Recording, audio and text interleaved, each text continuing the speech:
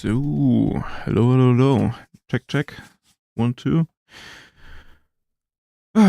So, I wasn't online for a while. I very much know that. I'm very sorry. Had a lot to do. Also, I was in a, let's say, in a down phase mentally. So there didn't, there wasn't much happening in the last few days. Yesterday, I was able to finally edit the Prey review and upload it. That's pretty much good. And today, my personal plan is to talk a little bit about a few things and maybe play some Final Fantasy 14 in the end, because that's part of let's say side project that I'm doing at the moment, mostly offline, but sometimes it's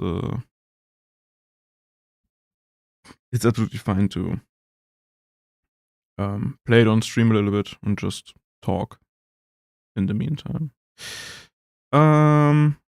But today, at least in this stream today, I thought I would talk about a few recent topics that we have, and I think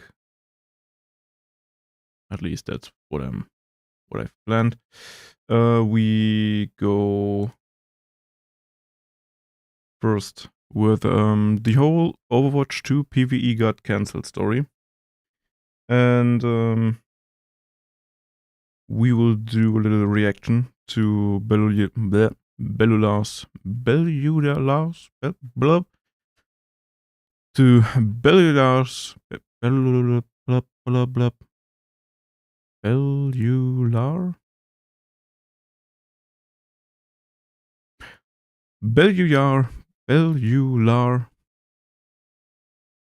Fuck. Am I really too stupid to pronounce that word? God. To the video of Bellular News about the whole, let's say, timeline of it. And I will then do a little switch to what I personally think that means for Diablo 4. And basically the promises the developers made about the game. So yeah, I don't have super much time, but should be fine to at least talk about these two things and maybe play some Final Fantasy afterwards. Yeah.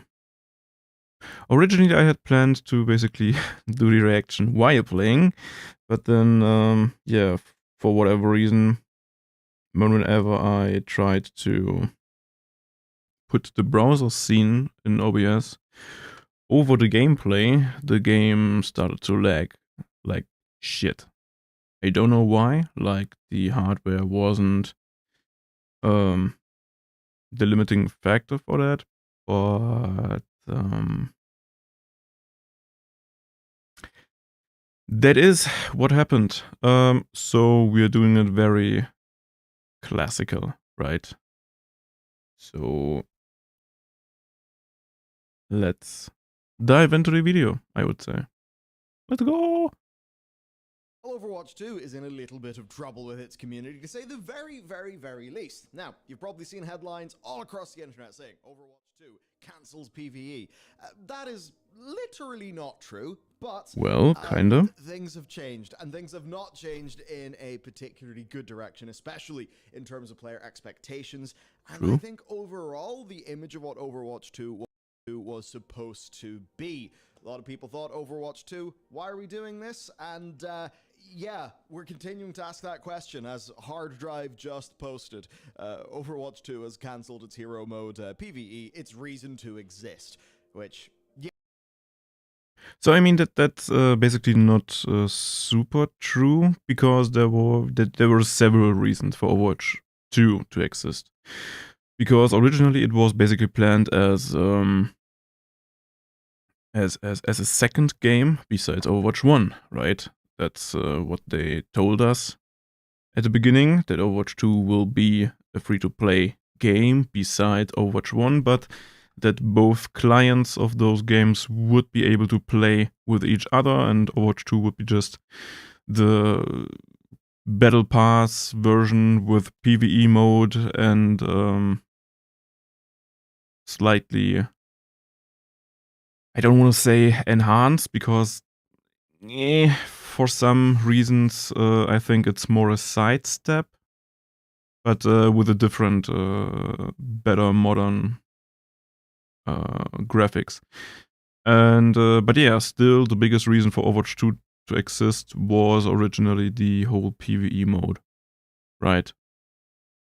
And that's what got trashed. And I think the most interesting question that we have to ask now is what that means for the game, right? Yeah, that was kind of the main draw of Overwatch 2. Also because, as we know, the whole Overwatch 1 and Overwatch 2 playing together thing didn't happen, and they basically released a game very similar to Warcraft 3 Reforged. So they basically dumped Overwatch 1, the game that players paid $40 or $20 for. Depends if it was on sale or not. And yeah, and they basically, I think Kira from Kira TV said it very, very fitting. Kind of rug pulled the game. So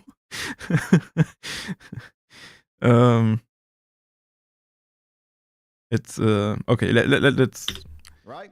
It was overall let's watch the pitched video. as a fresh start for us, right? No loot boxes, new heroes, new maps, new Mhm, modes, and a mhm, real mhm. swing into the story of this world that people really, really liked through voice lines and shit. True, They actually true. wanted the big thing, to play a big campaign with their friends, to have a full game that they could sink their teeth into. Yep. And now things are changing a little bit, because per A a little bit. stream on May 16th from the developers, the PvE mode is not a mode. It's basically just content delivered within the same seasonal style as Overwatch, just made with new tools, so that the team can focus on the live service multiplayer. And suffice to say, people are not particularly happy about this across the internet. This is a crazy story. I mean, how would they, right? Because at this point, with those with a scrapped PvE mode, um, the whole argument in favor for Overwatch 2 is gone, right? We had those PvE limited time modes already in Overwatch 1 in the arcade section of the menu, basically. And besides that, the only changes that we have for now are basically the visual changes. The few gameplay changes, like they overhauled heroes and team structure from 6 versus 6 to 5 versus 5, as far as I know. And the biggest change, at least in my opinion, is the monetization change. And that is basically they took the loot box system that was, in my opinion, a very nice loot box system, because it was very fair. Because you, well, just got loot boxes by playing the game. Imagine that, right? And without any kind of limitation, you're just leveling up. Every time you're leveling up, you get a loot box. And besides that, you had the arcade modes every week, where you could earn, I think, 2 or 3 loot boxes more, and it worked, right? It wasn't a bad system at all. I think alone within event time frames, it got a little bit stressing because you usually didn't got a lot enough loot boxes to get your hands on the legendary skins and whatever.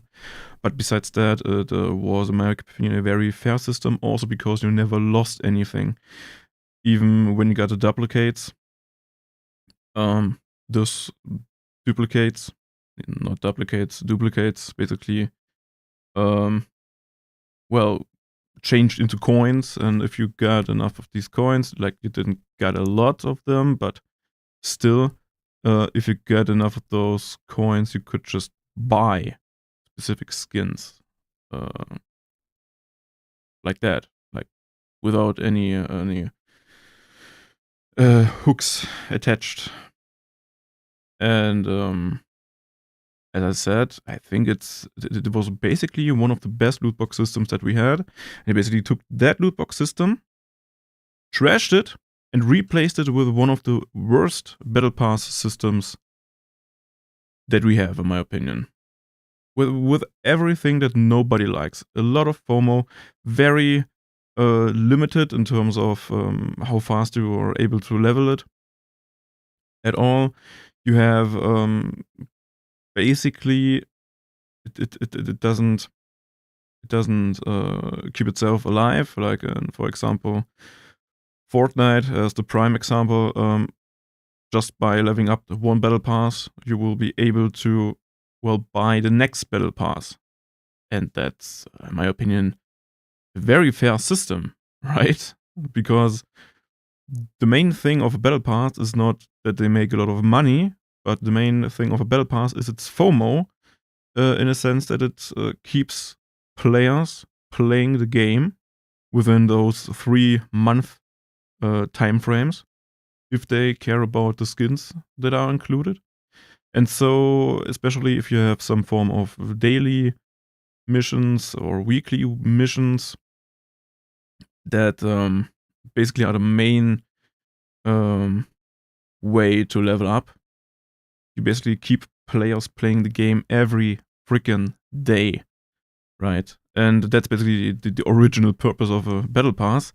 But especially Korean battle passes just went completely crazy, sometimes added a second one. What is something we will come to when we talk about Diablo 2, Diablo 4. And it's not cool in my opinion, especially with then that all of those new skins that we would had in Overwatch 1 within the whole loot box system are now only available in a shop, and that for very hefty prices.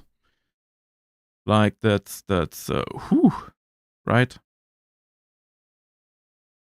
And yeah, I mean, you're paying for what, 2 skins, the amount of money people paid for the whole game, Overwatch 1. And that's pretty bad.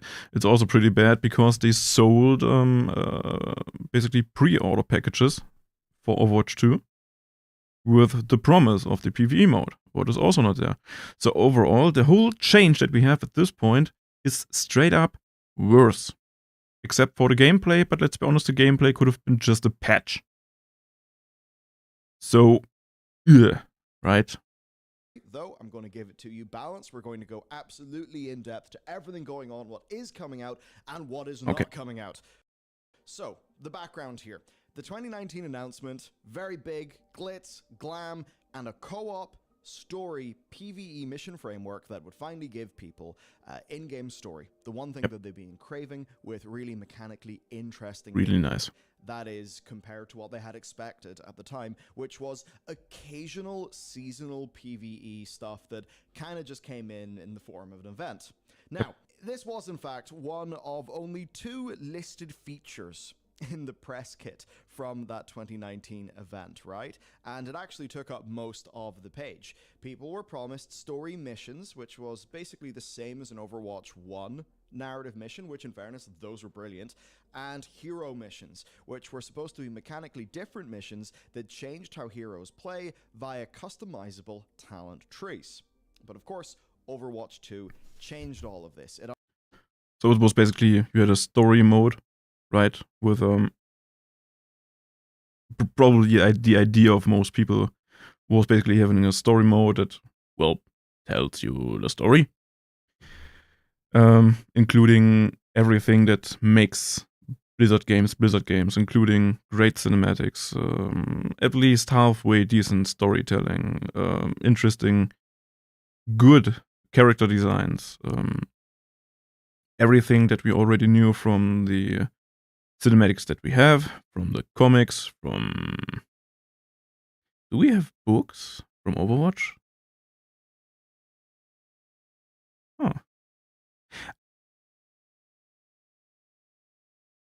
Good question. I don't know, but at least from the comics and the cinematics that we know, right? So that was the story, and I think that is a great thing for a lot of people. Also, we have to keep in mind that Overwatch 2 originally was meant to be, well, pay to play. Also, like you pay to play, buy to play. So you had to buy the whole PvE stuff, right? So technically, what we have now is they could have literally just patched Overwatch 1 with all the gameplay changes and visual updates and all, without touching anything else like monetization, and then just release Overwatch 2, what is then just the PvE mode of the game, which they could have been sold separately. No problem. And the second mode is, as far as I could imagine, it was some form of a mix of Warframe and Borderlands, maybe. At least when I look at those talent trees. Do we have them? Here, when we look at those talent trees, it looks a lot like Borderlands, if you ask me. And the whole thing with the mission sounds, at least to me, a lot like Warframe. Like you have the hub, right? Probably more menus, and then you can just hop into different missions and grind gear with increasing difficulties or whatever. Took up most of the page. People were different missions that changed how heroes play via customizable talent trees. But of course, right. Overwatch 2 changed all of this. It underwent a massive pivot to be heavily focused onto PvP. And we thought, okay, this is better than the franchise dying before PvE comes out. A lot of people still felt betrayed, and the 2 in Overwatch 2 really didn't make that much sense, considering it was absolutely an Overwatch, you know, 1.1, right? Not even a 0.5. And in June 2022, we were told that PvE would come, but they said... I mean, you have to keep in mind that it could have been simply some kind of an add-on, right? They could have just trashed the 2 in the name and just make it an add-on, right?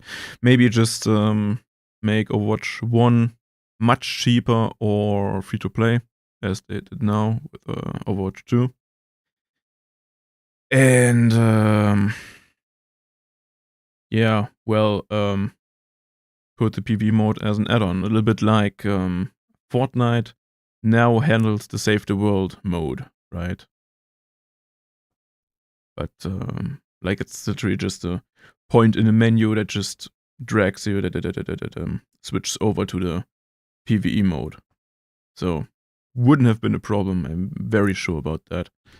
A hell of a lot less, right? They said that it will arrive in 2023 as a part of the seasonal content structure, unlocking gradually throughout the year, and it will move the story and lore of Overwatch forward and feature varied encounters. Now, you'll very much note that they didn't mention anything else there. They didn't talk about the very replayable mode. They didn't talk about the hero customization. True. Remember, going back to that BlizzCon, what people were hyped about was the idea of like, oh, this is Tracer. I can customize. I can unlock things. I can have talents. I can make this Tracer be my Tracer. Yep. And then I can have crazy combos with other heroes, and it's going to be an incredible co-op game in the same way that I maybe love playing Left 4 Dead. Now it's that wrote large the hero Yep. format in Yep. the world that I Left care 4 about. Dead Oh my god, is a good that example. is what people got excited about. I mean, in the end, let's be honest, that kind of hero shooter stuff always comes down to everyone wears the same shit with a specific hero and has the exact or almost exact skill trees. So I am personally not it's not the biggest selling point for me to say, oh, I can skill different than anyone else and then do 20% less damage than any, like, won't happen, right? So usually in that kind of game, the end game is the hunt for collectibles, achievements, and especially cosmetics. Cosmetics are usually big, right? Because that is what Blizzard basically promised them and marketed to them, okay? And at the launch of Overwatch 2, we instead got a footnote about PvE that said the development work is taking place and it will roll out next year with plans released at a later date. Of course, that date is now, and we're seeing it as a part of, Season 5 and Season 6. So, Season 5, what do we got? We've got the Quest Watch limited time event, Mischief and Magic Cinematic Summer Games, and then Season 6 is our story missions with a new support hero, Hero Mastery, and of course then other things happening in Season 7 and beyond. And really what's happened here is that the PvE content is now functionally the same that it was in Overwatch 1, right? And that means that we also, like, we just need to look at this roadmap, like the promise of a whole mode, right? Of a whole PvE mode that brings something to the game that might have also attracted a whole different demographic of players, because they are just a completely different type of players that just like to increase numbers like damage, armor, health, whatever, increase levels, skill shit, grind gear, whatever, right? That was replaced in that cancellation interview with a roadmap that literally just shows the same stuff we already had in Overwatch 1 for years, right? A limited time event. Yeah, nothing special, nothing new, whatever. Mischief and Magic. Cinematics, it's nothing different that we like. That's nothing special, right? We got cinematics before. All of them are great. I'm not saying that it's not worth to put out cinematics.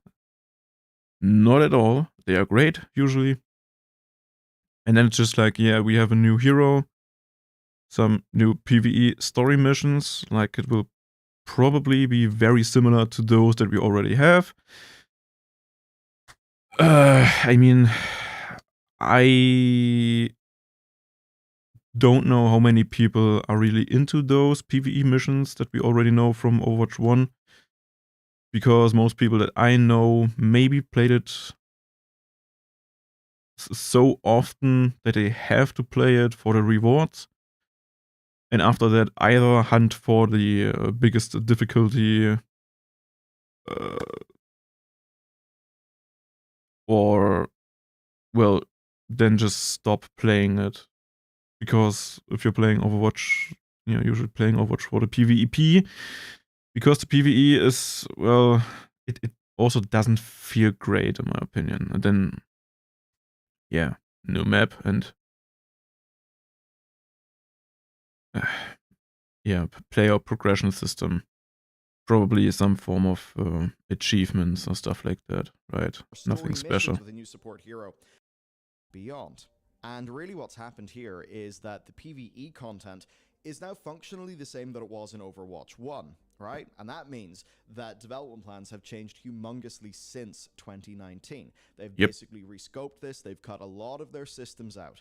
Now, this is a case where it does not make sense to blame the developers. This is in the context of a live service game in an IP where clearly Overwatch 1 died to make Overwatch 2 happen, and now Yep. they've truly killed the 2 in Overwatch 2 from a like broad game experience perspective, and instead I think they are getting the content that they happened to make and they're putting that back into Overwatch 1.5, this bizarre homunculus that we're now all playing that is not quite what was pitched to us in 2019, but I will say is still quite a fantastic game. It's just that they obviously managed to lose that cultural mindshare.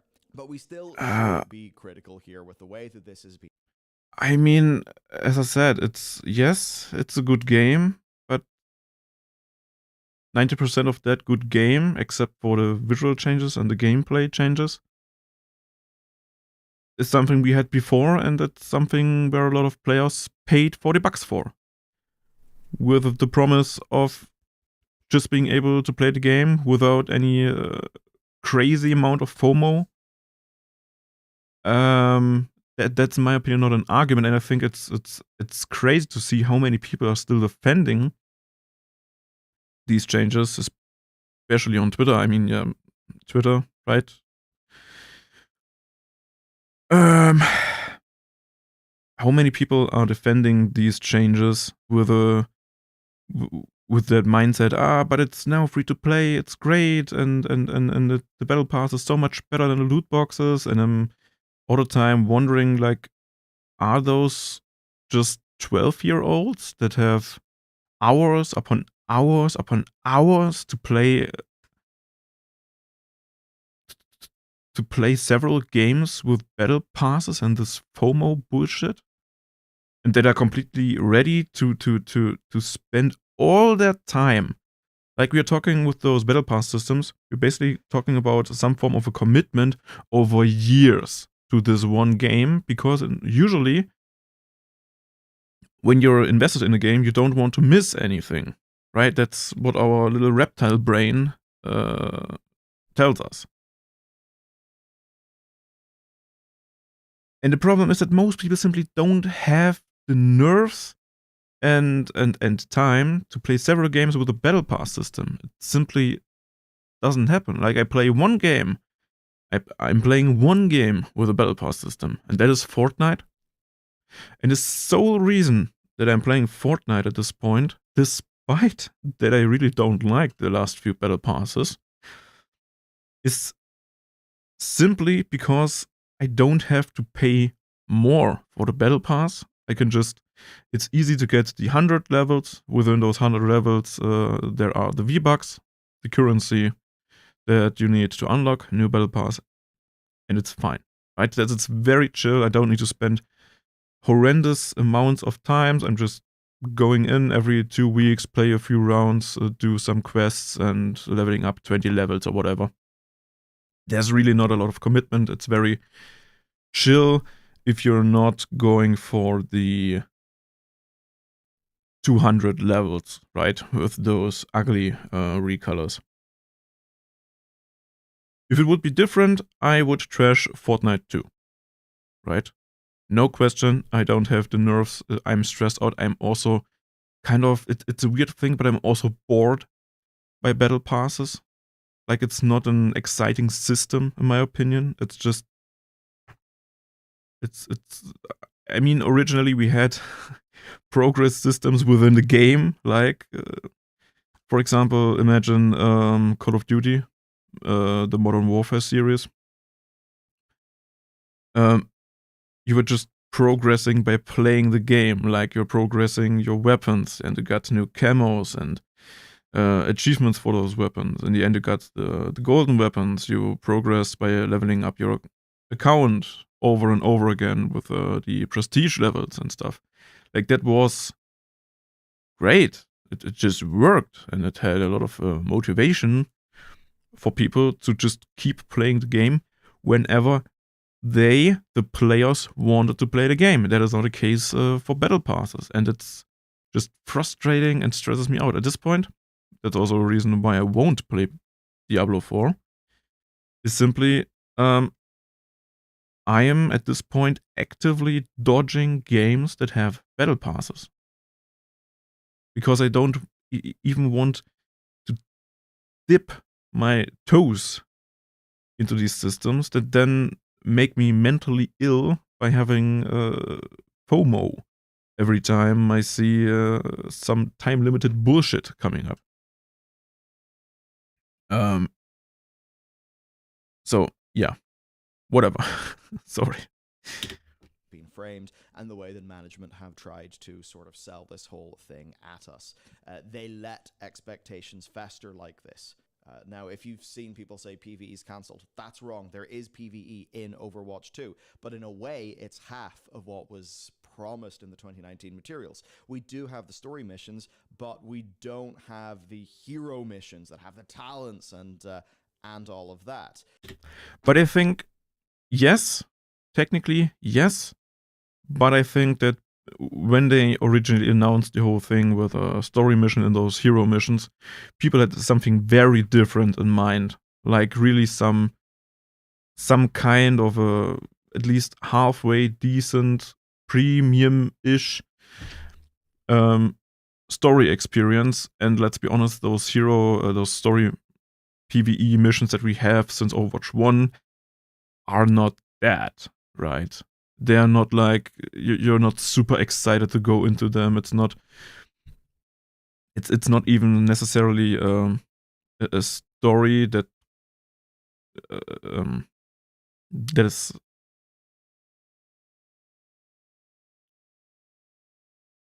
god damn it. Vocabulary blackout. Shit. It's not a continuing story from PvE mission to PvE mission, and they're also not like particularly connected. Like they kind of are through the lore, but it's still very different to a story PvE mode, right? And let's be honest, that the hero missions, the whole hero system, is gone. It's like, yeah, it's gone, right?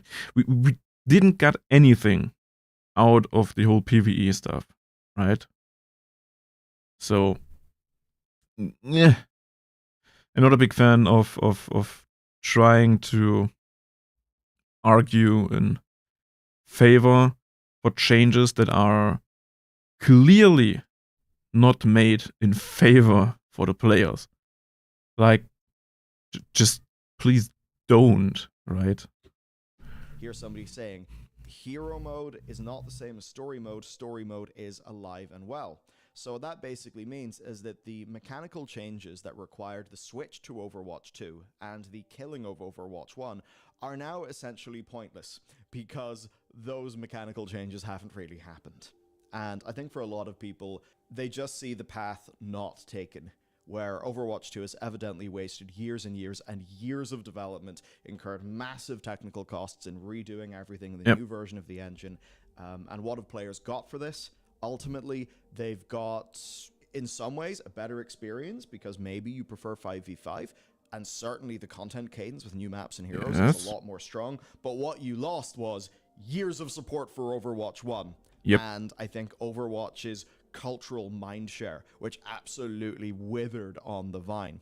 Now, as for why this happened, so GameSpot's Tamura Hussein took Aaron Keller, who is the game director, and the executive producer, Jared Nuss, to task in a fairly pressing interview that digs into what happened here. So we're going to talk about some highlights, right? So GameSpot said, the big talking point is the direction you're taking with PvE, that you basically aren't doing it. So what Aaron says to this is, we are doing part of what the team set out to do, but not the entirety of what was discussed in BlizzCon 2019. So the real focus is the story missions and that experience as opposed to the more open-ended hero mode and that stuff. Now, that hero mode, really your framing, your pitching of that is that it is a game that you can play and play and play and play, right? So it's not just like, you do the missions that you would get in Overwatch 1 and you'd have the harder difficulty, which would I mean,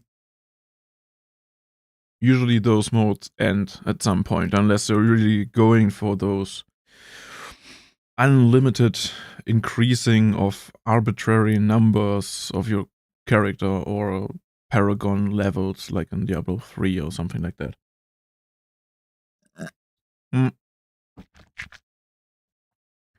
But I still don't like the framing, right? I mean, we have to see what they're effectively going to do with what they have from the development of the PvE mode, and how that will hopefully positively affect the story missions that we get on Overwatch 2 from now on.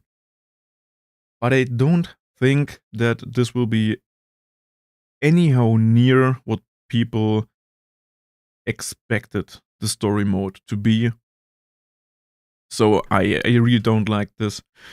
Yeah, like yes, we did cancel kind of the PvE mode, but we also didn't, because we still have PvE things in the game. Actually be like fair play to them, hard, and you feel a great achievement for doing that. But that's very different to the idea of a full game, right? You know the way somebody just Yes. goes to play a bunch of Destiny PvE for an evening, and they just keep on doing that because they want to progress their characters, unlock new things. That promise is kind of gone. Now, Timur A little did bit. press in this, saying that it's fair to say that the experience showed in the first reveal is not going to be the one that will be released at any point, to which Aaron says, yes, exactly.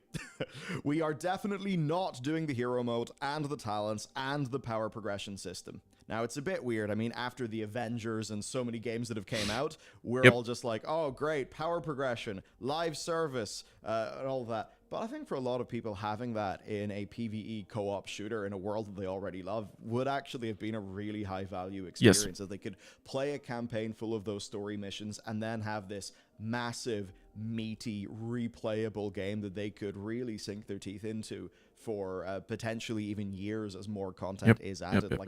Also, we have to keep in mind also, right? The original announcement was in 2019, right? So that was a few years ago. And back then, Blizzard also had some kind of a not that bad reputation, right? It was still on the decline, no question, but they had a better reputation. And the thing always was that people expect Blizzard to be the company that takes the things that have a generally good idea and then actually make them good. So as he said, he mentioned the Avengers game. It's not a good game, right? Isn't it dead at this point also, right? Isn't it? I don't know. Whatever. And usually if you say, hey, that's basically what we're going to do, then people expect that Blizzard takes this and does it in really good, right? Or that's, again, I think the comparison to Warframe might be a good thing too, or maybe Destiny 2 or something like that. So, right, it's the expectation for Blizzard as a company, especially also with the budget that they have, is very, very different. So I think the comparison to people are bored of these games or already it's saturated because we have Avengers and Destiny and the Borderlands and blah, blah, blah, is true, but I think just half true, right? Because just people expected a premium experience of that kind of game from Overwatch 2. Like, that is what people were really excited about. To take another example from the Blizzard library, and I think this is a really, really important one that actually illustrates issues. So I love StarCraft 2. I know not everybody does, but I absolutely adore that game for its competitive PvP, right? 1v1. However, actually StarCraft the largest fans mode, and I have are this directly sad from people, probably. people who are on the StarCraft 2 team, Blizzard have said it themselves, it is that in Legacy of the Void, or whatever it was, the co-op, basically the co-op, like hero sort of based mode, was by far the most popular thing. And I think that really illustrates StarCraft 2, the thing you think about is the PvP. Do you know what the thing that the most people actually played? It was that co-op replayable with progression mode. That is what people wanted for Overwatch 2, and that is not what they're going to be getting. And that fundamentally means that that's what I mean, right? You have PvP often, that is. And when I say PvP, we are often thinking about the whole thing, but often PvP in a general sense is more the ranked mode, right? That's where the relatively small portion of the summary of the player base is doing the actual PvP competitive gaming stuff. Then you have probably 10 times as much people that are mostly playing some arcade modes, just playing just for fun. That's mostly maybe also people that play those PvE modes from Overwatch. And besides that, they're just playing casually the game because they just want to kill some time after work or whatever, right? Like these heavy PvP oriented things. Same goes also for MMOs. Never work. At least not if you want to cater to a big global / casual audience, right? PvE is going to be a fun side piece to the proper, real PvP experience. And that means for a bunch of people who love the world but didn't want a PvP competitive shooter, now all they really have is arcade and buying skins as opposed to unlocking plenty of them for free. So I think you can see that within this framework, Overwatch 2 is never, ever going to come close to meeting its promise in the market. So Keller basically says that a year and a half ago, they reassessed their plans for the game after a really large portion of the team working on PvE impacted the development of the ongoing support for the game, right? In that there basically wasn't any, because there was 2 years of no heroes and, approaching 3 years with no maps. They were putting all their time into PvE, and that was just killing the game. Now, we already knew about this pivot, that they essentially just grabbed what they could with Overwatch 2 and shoved it into the game that we've got right now, okay? So we know that, but I think the bit here that's really quite rough is we now seemingly think that they have been sitting on this bad news for a long time and just not really saying. I mean, obviously, if they said it, it would have blunted the launch of Overwatch 2 massively. So they likely did make the correct strategic move, but, obviously, they've got to pay the price. He says, that's when we rapidly shifted the resources on our team to work on launching Overwatch 2. That's what came out last October. They realized they couldn't release a big chunk of story content like a big campaign and still provide the live service support for the shooter that they wanted. Interesting, right? And now I'm gone again. What's going on? Am I live? I'm live again! Hooray! Let's see. Yes, I'm live again. Okay, great. Great. I exist again. Where did we stop? Okay, then let's talk about that again.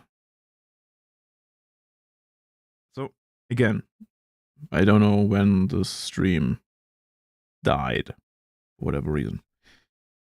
When they reassessed their plans for Overwatch 2 1.5 years ago, so basically a half a year ago, Overwatch 2 got launched.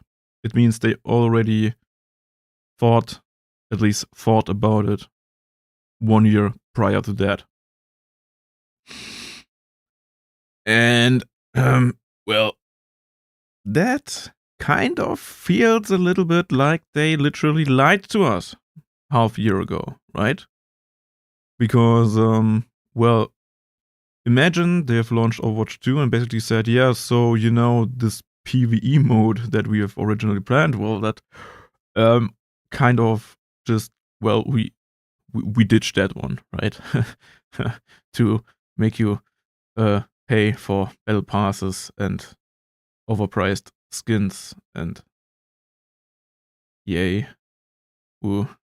especially not when they were launching Overwatch 2 and they had to make all the content for that while still having a good run rate on their PvE content. Quote, so we made the decision later last year we would focus all our efforts on the live game and all our PvE efforts on this new story arc that we're launching in Season 6. Then on top of that, to keep all our PvE efforts or co-op efforts invest in our seasonal releases rather than one big boxed release. That firmly solidifies Overwatch 2 as free-to-play live service game.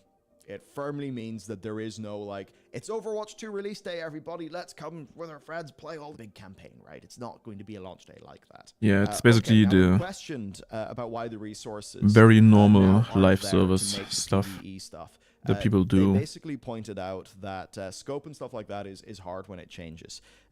PvP, as promised, was not going to be feasible. They realized that Overwatch 2 PvE was a functionally separate game from PvP. Here's a quote. You're looking at thousands of talents to make everything just get the game out the door, plus all the content and the missions you'd be playing to get that, and it's a pretty gargantuan ask for a team. I mean, you really do have to wonder, is the death of this why Jeff Kaplan leaves? Does he just end up being like, well, we're Blizzard. We make the new game. We make the game. It takes what it takes. Then it comes out. And you have a thing there where the Jeff way would have been maybe making the best game, but then by way of meeting the needs of the current Overwatch community that they did have, it would have meant no support for Overwatch 1, which also would have been bad. Hard to say. I would love.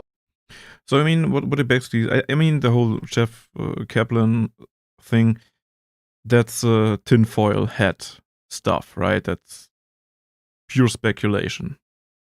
Because there's so many reasons why someone might leave a company.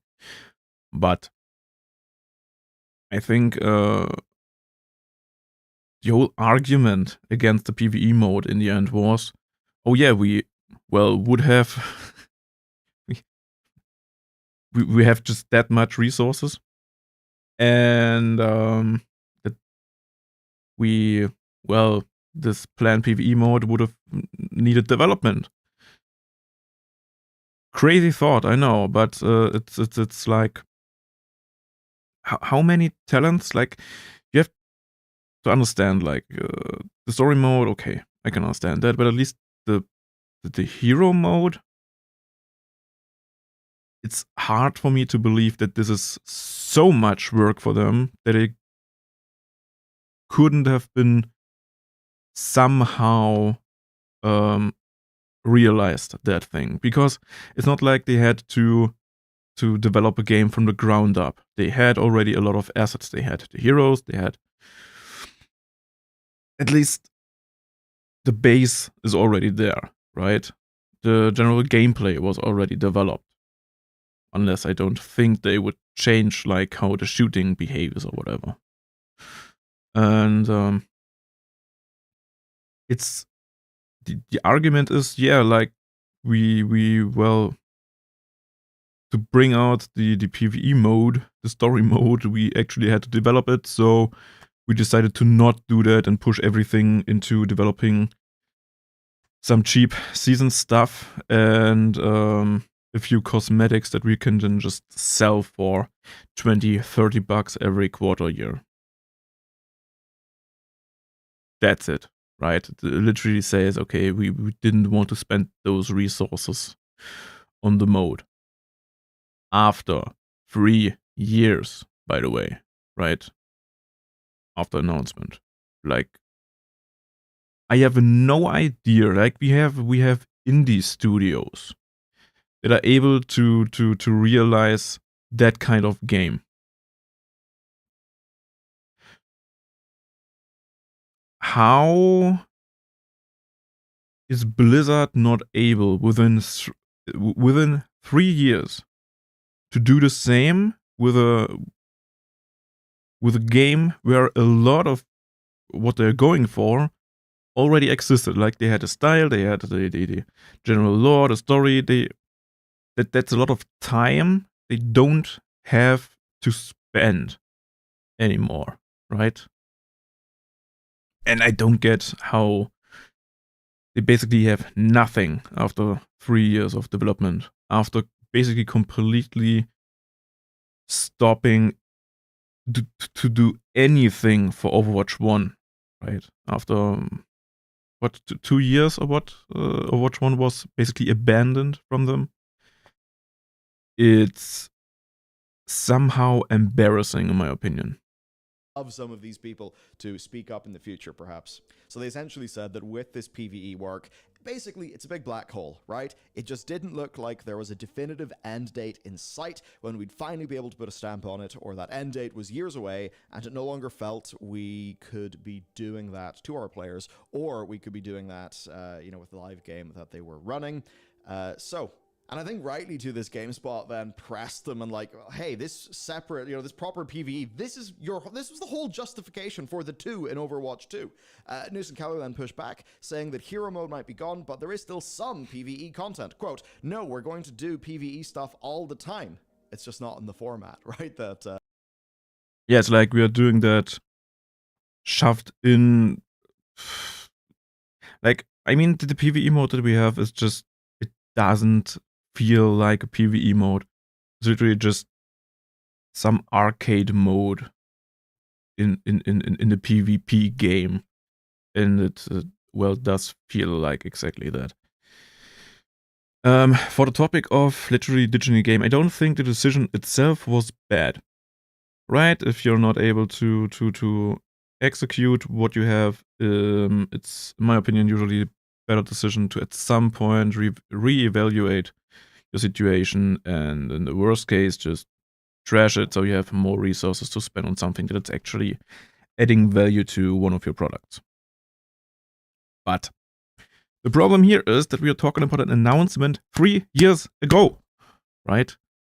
So, and when they say it's a black hole, it literally sounds like they had, I don't know, a year ago, no idea what the hero mode and the story mode would be.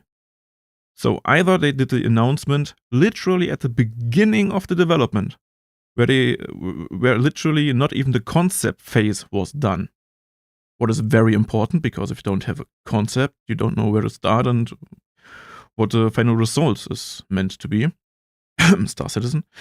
And then you just keep going and going and going, change things up, and it just stretches the development time so much more. Like you could literally, Star Citizen, like you could extend development time. It's not feasible, and that's usually also the reason why it is not necessarily a bad thing to have a publisher, because they can just say, hey, guys, that's the deadline, right? Or at least the rough deadline, and that's the goal. Do develop your game to that goal and don't do more. Because if not, we have designers, leads that just add and change things over and over again, and just shit doesn't get done. And that is bad for the development, and that is bad also for the players, of course. So I think it's a good thing.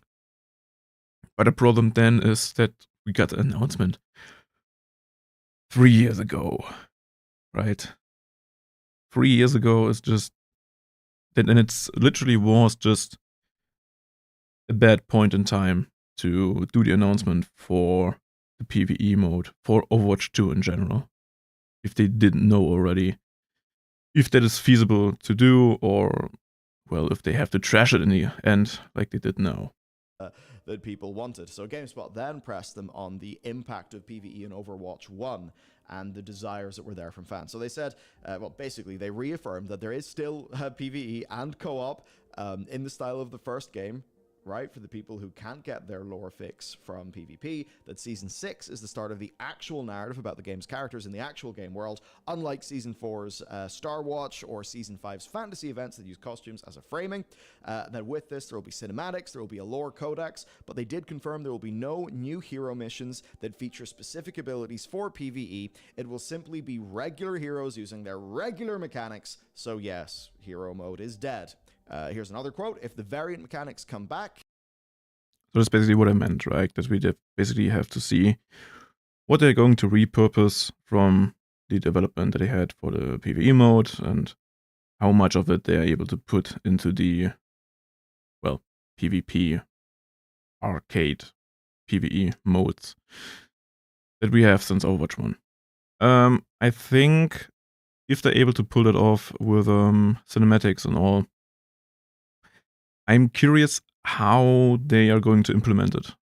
Like, I mean, Lore Codex literally sounds like that kind of menu you can go in and have some little info boxes of characters and shit, like the stuff that nobody uses, basically, in any game.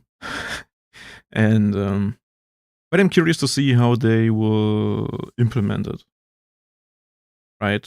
I mean, maybe it will have some form of a connected story, narrative, whatever. We will see. So those 2-3 years they developed the PvE mode just does not go to waste completely. And the team would like to bring them back, they would be in a different form than a co-op game experience. And they were then quick to say the development time had not really been wasted. As an example, the Junkenstein Wrath of the Bride event, that had been designed with the PvE tech. All of those tools can make their PvE modes more interesting. I will definitely say, as me and Matt sat down and said to you, Wrath of the Bride was a fantastic event. It was really fun. It was really well designed. It's full of character. Like, big thumbs up to it. They went on to say then that things like the Battle for Olympus stuff that's kind of like non-canonical, that let them experiment and play with the new tools, messing around with hero abilities, that kind of thing. And we should expect more of that, even if there like is even some PvP in that. And they basically framed that there will be no adverse impact on the team working on those tools and systems. I would certainly say, like, for the talents that they designed, there's probably a humongous amount of work in the bin. Let's just be real, right? Yes. Now, some of those talents, I mean, they have been made. Could they recycle them back in for some reason? Yes. The tools and the tech, well, they probably have better tools and better tech. And if you now have a situation where Overwatch 2 has quite a lot of content on an ongoing basis, that is probably in large part because of the new tools and new tech that allow them to make that content faster, which is a good thing. So it is not. I mean, probably also because they already have some form of PvE missions and they can just repurpose to use it, like the Overwatch 1 PvE missions. So, yeah. Besides that, I think the whole thing with we experimented in the last 2 seasons with this tech already, again sounds a lot like they already knew that they would trash the PvE mode before they release Overwatch 2, still with the promise, hey, you get the PvE mode later. What is again? No, now that not all bad, got cancelled. Overwatch 2 is, if you wanted a PvE Overwatch because you weren't interested in the PvP, but you did want that world, yeah, you don't have that. You can play that stuff when the seasons come out, but it's not going to be the full game that you wanted. Here's another quote from... I'm also curious if they will be time limited. Like, right? So, I mean, they could technically just give you a list, like story missions, and then you can just play the co-op mode whenever you want, or they will do it in a time-limited way, and that would be...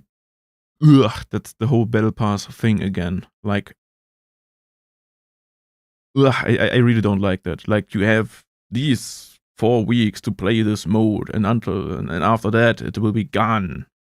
Or maybe at least until the same kind of event comes up again, and then you can play it. And it's again, it pulls the whole decision making from the player, right?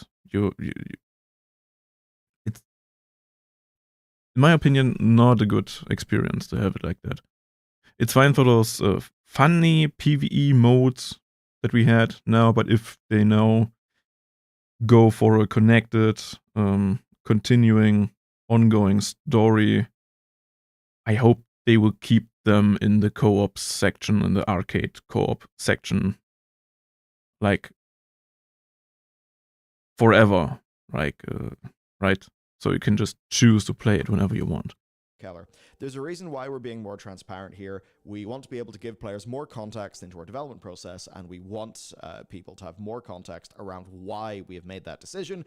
It was going to be a painful decision for this team to make. It was really hard for us to go through this experience. And kind of went on, saying along those lines, which undoubtedly is true. They know this is a massive L. They know that, like, the big ambitions that justified the existence of this project, that's now dead, and they've had to kill it. And they are probably right, in everything that they say. I don't think that these guys are, some terrible lying corporate plants.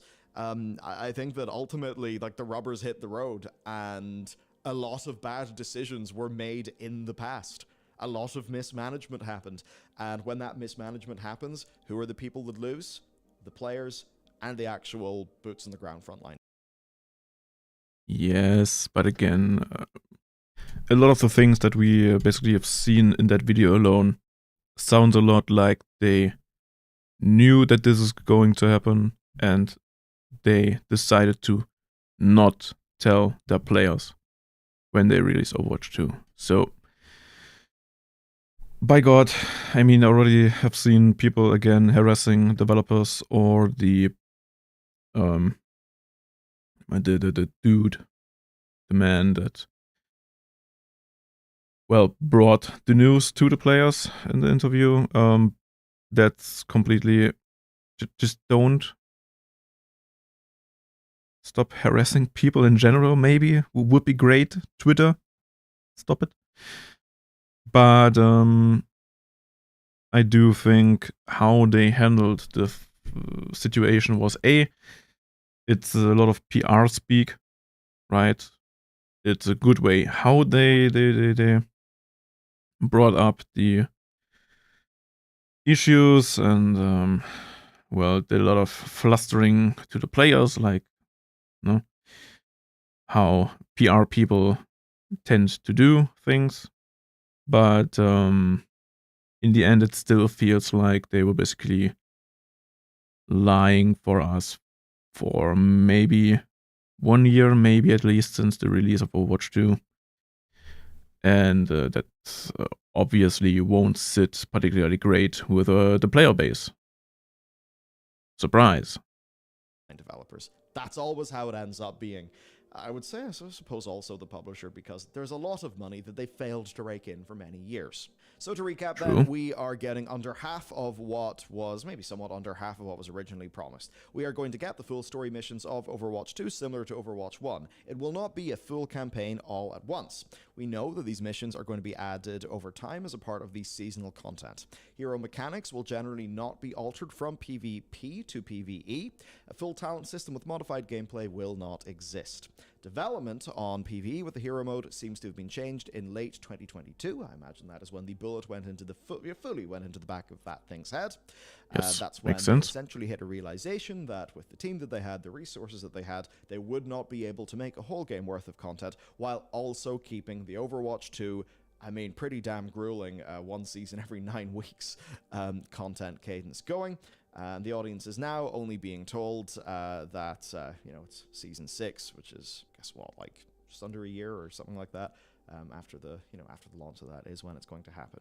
Ultimately, what happened here is that management and marketing did not set up people's expectations properly. They led people to believe that they were getting somewhat what was promised in 2019. That what they were essentially doing was opening Overwatch 2.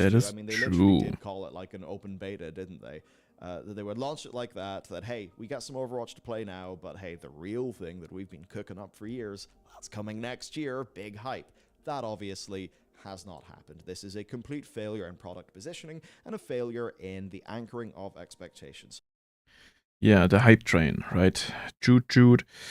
The thing again is, if they say we're going to get all the story missions from Overwatch 2, then I'm again from the hero mode, and I'm again wondering why they don't implement it again as a separate mode with the hero mechanics, but also just release that in a seasonal way.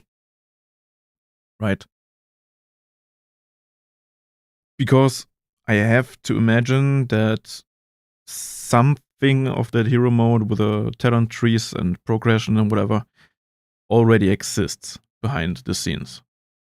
So if the problem is the refinement and the polishing, then why not just decide to push out the PvE mode in some form of an early access, and then basically add to it until the core is completed, and then add on to it with the seasonal model. I don't think that would be a problem, but in the end, it's very likely that the problem is not.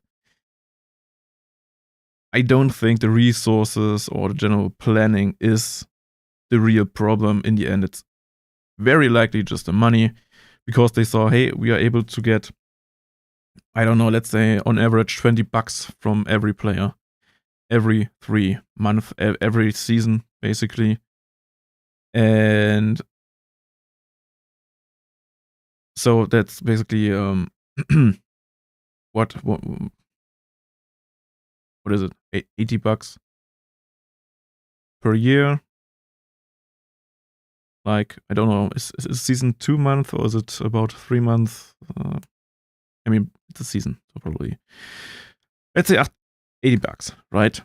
So they basically get the revenue from one player of $80, and the other option would be an Overwatch 2 PvE game mode full release that they could probably sell not even for full price of $60-$70, but probably would have released for, again, maximum $40, similar to Overwatch 1. Like the original price of Overwatch 1. That's my theory, and in the end they just said, hey, that's so stupid to do. The seasonal model that we have now is so much easier, less time and resource intensive, plus it generates more constant revenue for us. So yeah, just follow the way of the money, and that's basically the result. I'm sure you are aware of anchoring. It's one of those psychological concepts where, you know, in a negotiation, somebody will generally highball a number because then the ensuing conversation is framed from that higher position, right? So if you anchor people with the expectation of the 2019 reveal and then deliver this to them, they will not be happy. Especially after the Overwatch, bunch. Like, I mean, fucking hell, if you stayed with Overwatch 1 over all that time, ouch. And then I think a bit of this is also quite damaging for them, because they were saying, like, Overwatch 2 seen double the engagement of Overwatch 1. Yeah, sure. Like with the free-to-play refresh. And I'm just thinking to myself with that, like, you let Overwatch 1 wither in the vine, then Overwatch 2 comes out free-to-play, and you're only, like, going to half your previous baseline. I would have expected more, and that is, of course, when I bring in StarCraft 2 with its co-op commandos, which was, from what I understand, by far the most popular mode in StarCraft 2 that was actually putting out pretty good numbers, to the degree where I think a lot of people working on that project really think that they could have kept on going with that because of the strength of the co-op commandos mode. Yes. But I mean, I don't know if how good it is to compare Overwatch to StarCraft, right? And it's still 2 different kinds of games. But I think the whole engagement thing compared to Overwatch 1 is true. And I think with the real PvE mode, it would be even bigger, because then you could just, that's what I said at the beginning, you could basically go for several player types. You have the PvE mode for the people that like progression, cosmetics, arbitrary numbers going up, and then you have the arcade modes for the people that just like the fun modes and stuff, and then you have the PvP mode with the casual PvP and the ranked mode, right? So so the game would be catered to several audiences, and that's a great thing. And now I personally expect that some of the PvE modes, PvE missions will come out, but I also expect them to slow the development of those modes, those missions down in the end. Like, I don't know, in a year or whatever. You won't get a PvE mission every season, but maybe every 2 seasons, or more on a irregular basis, maybe as separate events or something like that. But I don't think they will pour a lot of resources into those resource-intensive PvE missions with cinematics and all. I don't think that will happen. Obviously, that's not happened. I bring up Co-op Commandos to say that there is a world where Overwatch 2 is far larger than it is right now, off the back of something like that Co-op Commandos mode that StarCraft had, that has that extremely broad appeal. There are so many people who like these characters, like this world, don't want a sweaty shooter. You go into some of the changes of Overwatch 2, it's a more sweaty game. Now that means I enjoy it, right? I live to get those 3 headshot pings in my tight burst as Baptiste. But that is not what a lot of people want from the Overwatch world. Now they can, they can sample 1 or 2 courses from the menu every 9 to 18 weeks, depending on the content cadence. But ultimately, that is just some support for the ongoing live service where PvP is the main feature. And the reason why I think that's a problem is because for a lot of people, you don't want to play, say, Star Wars Jedi Survivor 1 world at a time every 9 weeks. Or 1 quest at a time every 9 weeks. What people want to do is sit down and enjoy an experience. And, maybe they'll have ongoing play after that. But because they don't have that, the cultural relevance somewhat gone. So that's the situation. If you're seeing headlines saying PvE is cancelled, that's what I said before, right? The hero mode with the talents, that sort of thing, that is cancelled. And that absolutely sucks. They just don't have a big enough team to do it. And I suppose you think about, Call of Duty, where you've got probably thousands of developers. Look at all the studios. It takes 1.5 studios to make a Call of Duty now. And that is 1.5 studios a game with a 2-year development cycle per game. Maybe it's slightly more than that, who knows? But point basically is, content's really expensive, and evidently they never had the team size that they needed. World of Warcraft is only now at a stage where it's, really... But it would be interesting to know what the team size was, and especially how it changed over time, right? Maybe also in comparison to other games like, as you said, World of Warcraft or whatever.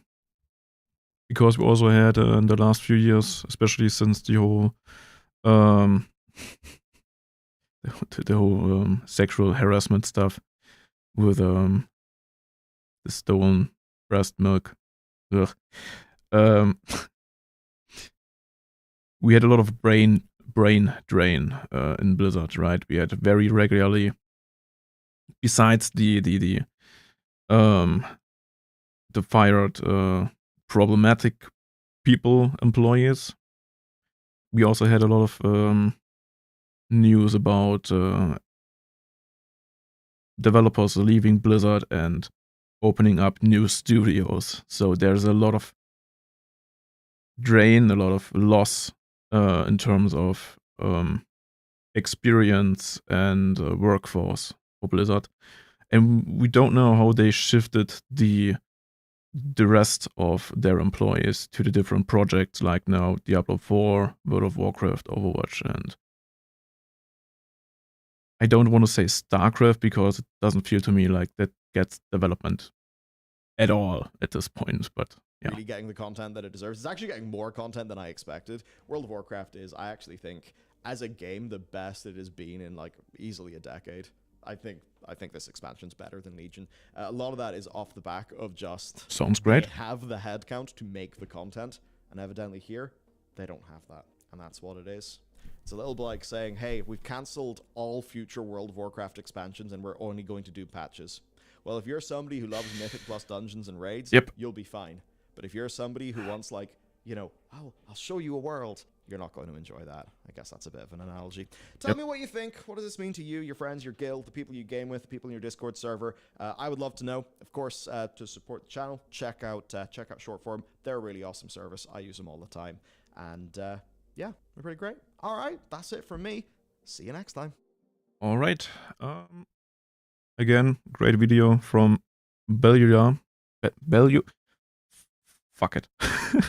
Bellular News.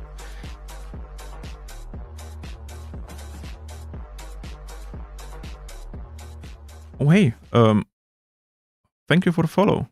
What's up? First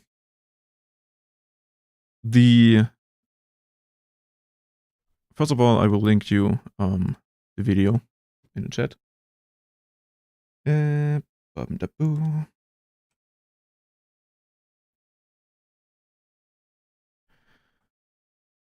I'm good so far. How are you? We're doing some short reactions because I don't have that much time today. And I wanted to go over the whole Blizzard situation with well, Overwatch 2 and especially the release of Diablo 4. Here's the video. And yeah, I would say we are basically done with the Overwatch 2 video. Very sad situation in my opinion because I wasn't very interested in Overwatch since 2019, I think. And well, I basically haven't played the game a lot since then. But I would have come back for the PvE mode that, well, now is gone. So let's go over to the whole Diablo 4 monetization. And I think that's an interesting thing. I will try to talk less because a lot of points that I brought up in the Overwatch situation are points that well, can be transferred, can be projected over to Diablo 4's monetization situation. I'll do the thing. It'll cost $3,000. And you say, no, that's too much money. And I'll say, okay, I'll do it for 2.5. And then you'll be like, oh, wow. Let's go, okay. Everybody. It is time to talk about the monetization of Diablo 4 because they just did a big, chunky old reveal of it. This is something that obviously in the light of Immortal has got us all pretty damn curious, let's just say. So for the vital context you need for this, Blizzard's content teams are chunky. Really, really chunky. World of Warcraft went up to like 700 plus people. Apparently that team is experiencing attrition due to some policies coming in from the top down that are going against what the game directors of Blizzard's projects are sort of saying to their leaders, which is rather unfortunate. But what we've seen is more monetization, but significantly more content. A very fine sort of balancing act, right? As an example, World of Warcraft had a almost what you may call a microtransaction for $8, but against the backdrop of a absolute shit ton of content. You then look at Overwatch 2.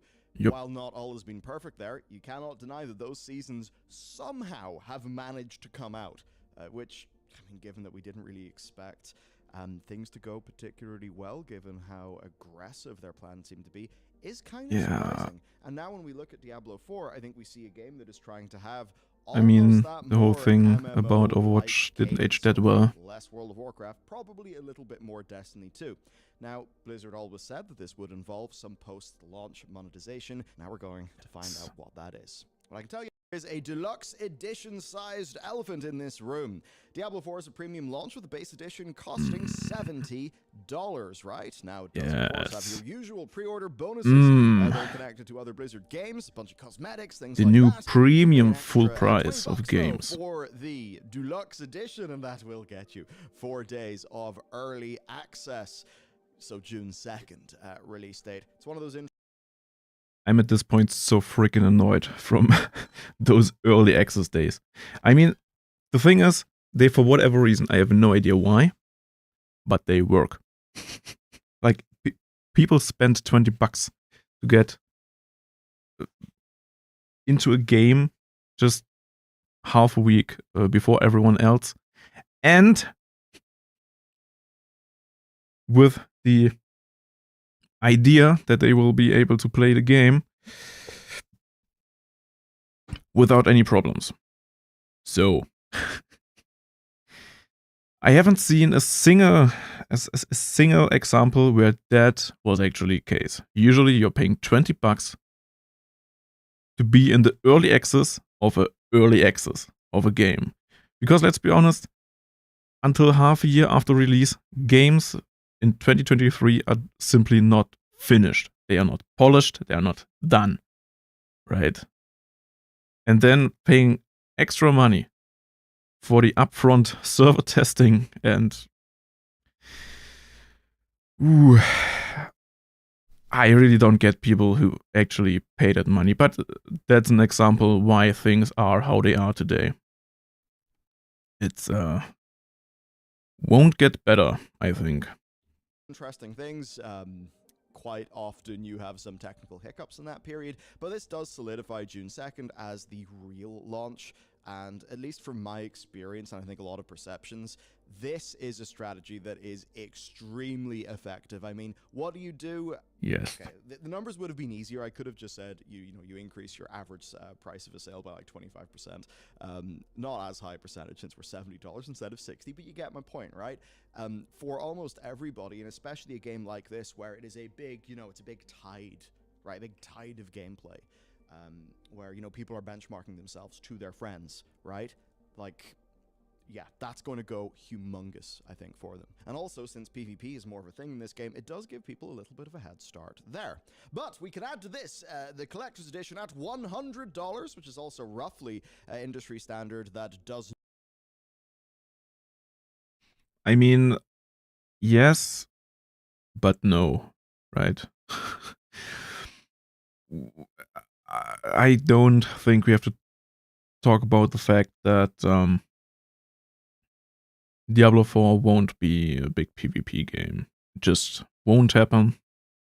And therefore, I see the argument for the head start around the PvP mode element of Diablo 4, but it's not relevant whatsoever. That's again a very, very, very small minority that, well, it's again a very small minority that, let's say, speaks out their mind about these things. But you're usually talking about less than 1% of the player base from that kind of game that is actually interested in PvP. And usually it's even less for the people that actually participate in it actively after release, right? Does not include the game. Now, that being said, when you actually look at the Collector's Edition, it looks pretty sick. And in fairness to them, the Blizzard Collector's Editions are usually quite good. You, of course, get your big, sexy box, pin, cloth map, art book, kind of the whole 9 yards. So that's the sort of thing. I won't really begrudge them too much. I actually... You'll soon see I have my own thoughts on having to do something similar to this, which maybe yes. you'll find. I mean, the whole the game is not included stuff, I think it's okay, right? I think that's a good thing. Because you have a lot of people that are just collecting these things without even unpacking them, right? That's great, and it's I don't know if that's... I mean, it won't prevent scalpers from being scalpers, right? They will just still buy that stuff up and sell it for double the price. So I don't think that will have any positive effects on that.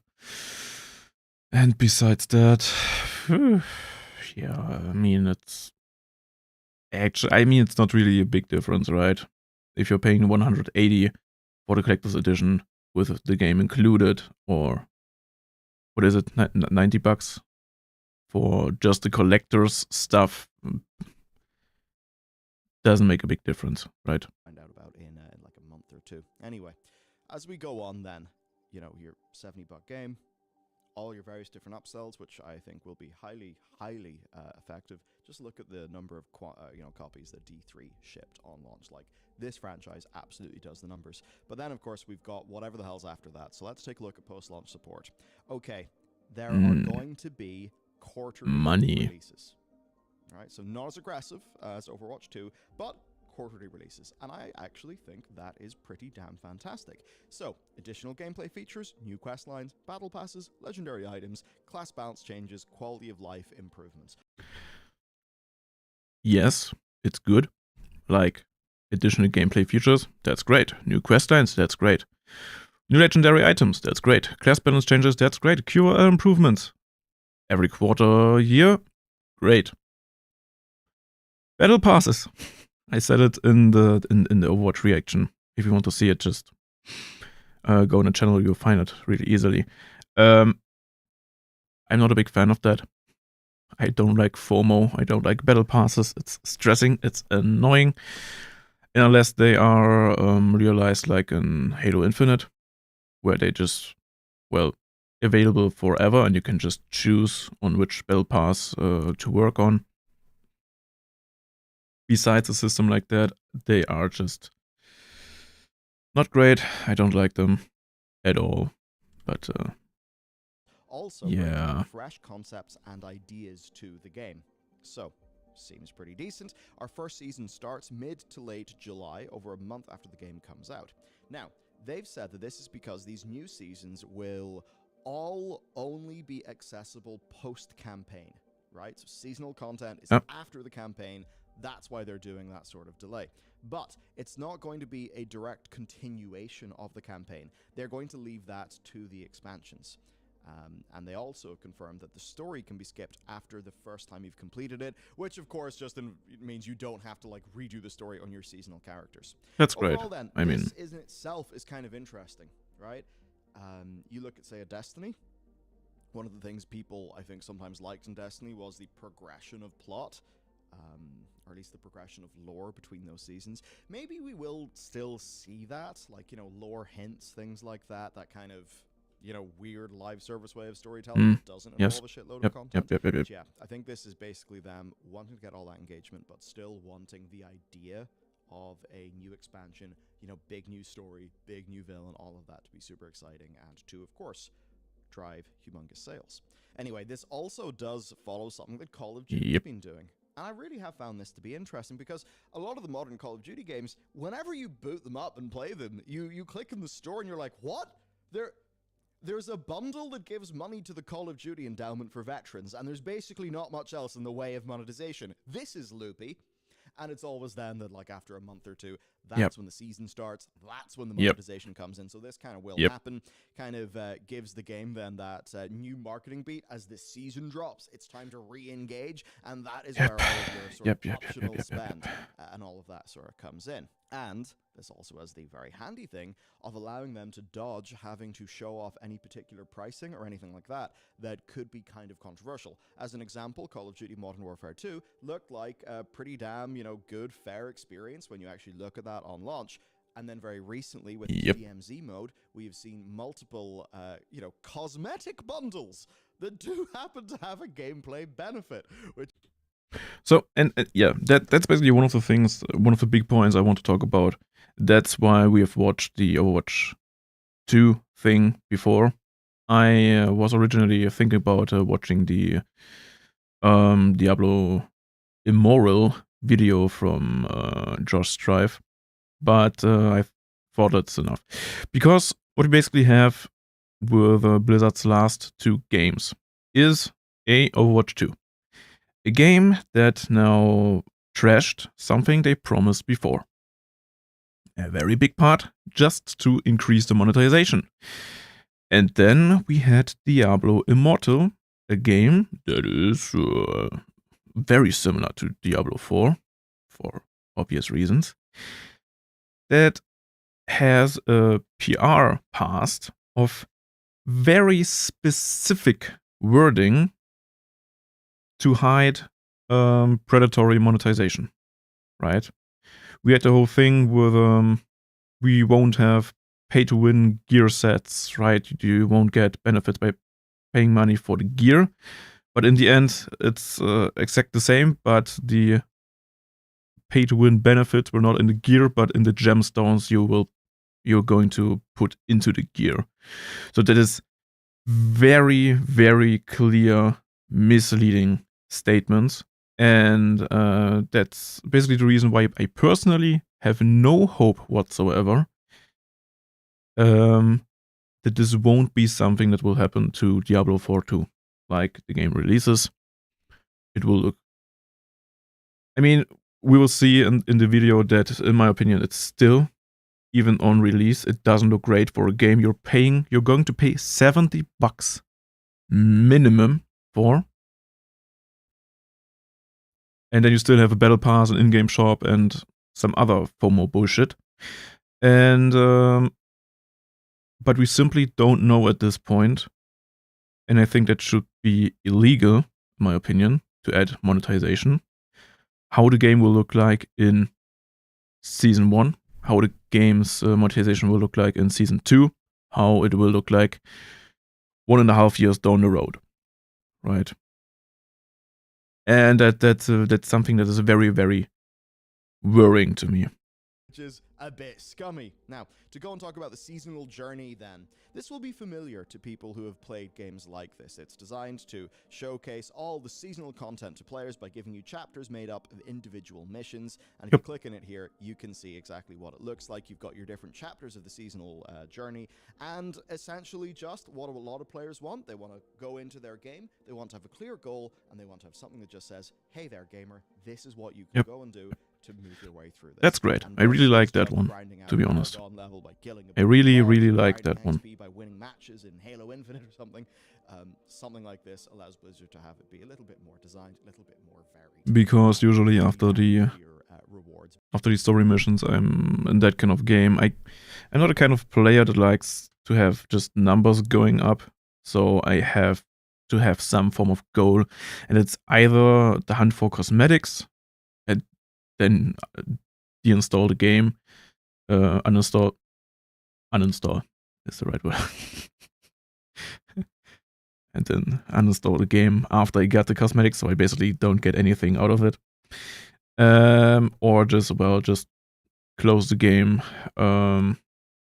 after the story. So something like that on a seasonal basis is, in my opinion, a good thing, but I expect these things to be very similar to the Battle Pass, time gated.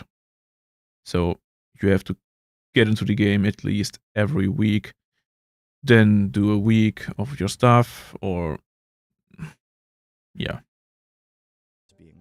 It would be great if you could just rush through all those objectives within the first few days, and then you're cool with the whole thing. Same goes for the Battle Pass. If you're able to rush through it within 1 or 2 weeks, and then you're just free to play what you want. You're not forced to look into the game every week, every day. It would be great, but that's not why people implement Battle Passes. Simply not. Or mechanics, objective mechanics like that. So it's pretty obvious. Now all of this stuff is free, right? So you complete these missions, you see some of the new content, you get rewards. This is free stuff. But wait for the expansions. Then they might not be free. Just saying. If you also participate in the season, every challenge that you do awards you with favor. Completing quests. Also, it's part of the game you're paying $70 for. So, right. Free in big quotes. Gives you favor, joining events gives you favor, just generally doing stuff in the game gives you favor. Now, based on this screenshot, this is not necessarily something that's marked in super discrete numbers. You'll rather just see things that say, like, look at this, you know, reward, larger favor drop. So we're earning favor. What does favor do? Well, of course, favor takes us through the Battle Pass. Of course, the Battle Pass. Woo! Yay. Woo! We're back. Yeah. Battle Woohoo! Pass. It's one of those things for a long time that they have been seen to work. There have been good implementations of this. Not to be sitting here praising Halo Infinite, but the way that Halo Infinite guarantees that you do not, like, lose things that you've purchased with its sort of persistent model like that is really good. But obviously Battle Passes, we're now getting very fatigued by them as an industry because basically every single game is saying, hey, we need X hours. That's just what we need from you, gamer. To the point, I think, where people are just beginning to be really tired of being asked for that. Okay, so Battle Passes are also very prominent and very, well, often used these days because we had the big loot box controversy after Battlefront 2, and then legislations kind of started to, well, manage loot boxes, like restrict them in some points and whatever. I don't know if we have anything specific except a few countries banning them altogether. But yeah, I think that's basically one of the biggest points why battle passes exist. Also, let's be honest, we also have a lot of games where battle pass exists besides loot boxes. So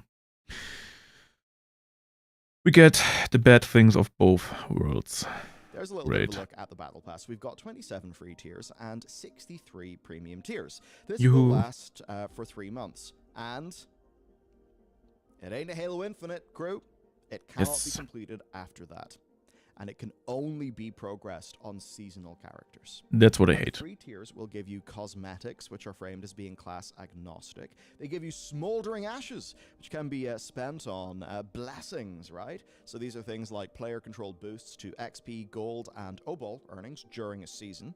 Now, these are gameplay changing. And these are basically character level limited. So you actually cannot apply them unless your character reaches an appropriate level. And the reason why they've done this is that you can't just buy a whole bunch of tier skips and get all of these boosts and then hyper optimize your way like right up to the top with those boosts. So that's something they're doing to just the flow of progress. Let's be honest, that won't change a lot. Just to maintain balance between the people who are and are not paying, which yeah, you know, that's good. I think in a game like this, XP boosts and stuff, they can actually be kind of fun. They can certainly be a very meaningful reward, given how this genre is very much codified along the lines of grind and time equals money. That's true. But let's be honest, the main thing why that system exists is literally just to fill up the 100 levels of a battle pass. It's something that Fortnite did at the beginning, where we just had every 5 levels, I think. We basically had a level that just gave us a plus 5% XP boost. Right? It's just filling up battle pass levels with completely useless trash shit where they could have just, well, increased the XP rates for the battle pass. Crazy, I know. So our premium tiers then, they are very explicitly framed in regards to what they are not. But we don't have a ton of detail on the actual content. So the upgraded track has 0 in-game power, instead has cosmetics unique to that season and the platinum currency. So platinum is a premium currency that you cannot earn in-game. You can only buy it with real money, and you can of course spend that in the shop or for future battle passes. So let's take a look at our pricing then. The battle pass is free, the basic one. You then have the Premium Battle Pass, which is $9.99, giving you access to the 63 premium tiers of the pass, and then the Accelerated Battle Pass. So let's talk about it, right? First of all, I'm not a big fan to say, the upgraded track will not provide any in-game power. It only matters for people that care about pay to win in a game that basically doesn't have any competition at all. Like, yes, there's a PvP mode that most people won't play. There are leaderboards where most people don't give a shit about, let's be honest. And yeah, I personally think that in Diablo 4, or in general in that kind of game, I personally wouldn't give the slightest shit about pay to win. If somebody wants to pay money to progress in a game so he doesn't have to play a game, right? The whole thing, what games are for, to be played, and I couldn't care less about it, right? Let them spend money so they don't have to play the game. Duh. And as I said, there's no PvP advantage in any form. I don't know if we have some form of an auction house that might make some problems, but besides that, no. No, just no. And then the question is, it's a good thing to know that there is platinum, like the premium currency in the battle pass, but the question is, how much? Right? If it's enough platinum currency to, well, buy the following battle pass with it, I think that's fine. That's fine, but I think that's again just it's also just a way to fill up those levels, but at least that's something that has value. different to those XP boost stuff. And then we have the problem of the 3 tiers of Battle Pass, and that's just ridiculous in my opinion. That's something they absolutely copied from Korean games. And that's the point where I would say, especially, the 20 tier skips, I don't care about those.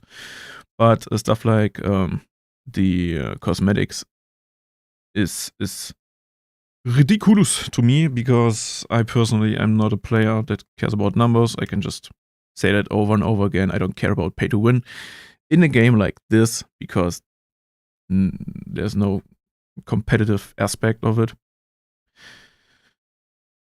But I care about cosmetics, and the thing is, cosmetics is something that makes me play games, right? And it's a really hard position to be as a player that likes cosmetics, that likes that kind of individualization of your character, of your account, maybe housing and stuff like that. And then people are just always, this monetization doesn't have pay to win aspect in it, so it's completely fine. It's just cosmetics, what often equals to cut content from the game, put into a monetization system, right? And I'm the kind of person that basically gets robbed of the incentive to play a game without spending more money, right? So someone like me, I basically spend money to have a motivation to play the game at all, right? If the Battle Pass wouldn't exist and those things would be behind some form of achievements or bosses or whatever, I would do those. But here it's, behind a paywall, and I hate it. Again, in a game you will pay $70 for at release. And I'm really not a big fan of that. Especially with the 2 tiers, right? 3 tiers, but essentially it's 2 premium tiers. I just know. And I'm really confused why they didn't get a shitstorm for that. I'm really confused, to be honest. To the 63 premium tier. Like the tier skips, that's something that happens, right? That's what other games have too. But having cosmetical stuff behind it, and let's be honest, now it's just an emote. I'm very, I would be really, really confused. I would be surprised if the one cosmetic in the accelerated battle pass wouldn't be some real cool skin or something that looks great, right? Because with an emote, I don't think that's then a reason why people are going to pay the price for that. And then the accelerated battle pass. Yes. Are you old and crusty? Like, I'm 28. I'm ancient. But do you want to be a zoomer? Do you want to be a zoomer and zoom through your battle pass? Well, you can do that for $25, where you will get 20 tier skips and the wings of the creator. Woo. Emote. Yes. Now, Blizzard also confirmed to Kotaku that the tier skips are otherwise $2 each, and that the accelerated pass exclusive items will not be available separately. Yes, so it's not just time equals money, it's also saying, hey, do you want to be that VIP? Well, you'll get a special little doodad. All right, so the cosmetic shop, then, let's talk about that. So the very first thing the Blizzard said about this shop, and they wanted to be clear, because I think they know that if they cock this up, they'll be murdered. It is just that you do not need to engage with it. And, of course, this is a challenging... Yes, but you need to engage with it if you care about the cosmetics in it. That's what I'm saying, right? I mean, I don't like shops that are pushed into your face all the time. But it's still bad if you know there are cosmetics that exist, but that are not available to you unless you're spending money. Thing for Blizzard, because they are going up against an industry where people are very so it's not invisible to me, right? Used to things in some free-to-play games, like, I mean, fairly obviously Path of Exile, but a lot of it comes down to a concept called price anchoring, which I'm sure you'll be aware of, right? True. It's like you always you process new information in regards, or with a strong consideration of what you previously expected. Yes. So it's like Yes. if I go to you and say, I'll do the thing, it'll cost $3,000, and you say, no, that's too much money, and I'll say, okay, I'll do it for 2.5, and then you'll be like, oh wow, that's a $500 discount, fantastic. True. That's that scratches the itch in our little reptile brain, right? It's also the thing that a lot of free-to-play games do with here, this pack costs originally $100, and now you can get it for just $5 or something like that. So you have 2000% value and shit like that. That's usually the icebreaker, and that shit only works because they anchored, right? They anchored the price, the original price of the items included in that usually very time-limited offer on a very, very high price, right? That's also the problem when people say, if I want to go for the game has $200 monetization in it because you can buy premium currency pack, the maximum, the biggest premium currency pack for $200. But in the end, that's usually not the case because the stuff they are making money off are those special microtransactions, quote unquote microtransactions, that they are just throwing at the players on a daily, sometimes just weekly basis, right? That's what they make money off, except for games that are very clearly designed to attract whales. Well, it only looks like a deal because I anchored it at $3,000. Yes. And it's like that with video game business models. Again, I bring up Halo Infinite as a good example there because people were anchored into the idea of an old Halo progression system where you could just get all the armor stuff, yourself. Yep. And then the deal changed. So that's why Blizzard want to be very, very careful with this. So they argue that there are, well, I don't know if they're arguing. But I mean, Call of Duty have done it too. So, right. And I mean, it's the same in RPGs. As I said, it's the same. Originally, you were just playing the game and you get all the armor sets and cosmetics and whatever just by doing challenges, achievements, whatever. And now they're just, well, paywalling it behind something like a battle pass. It's the exact same, right?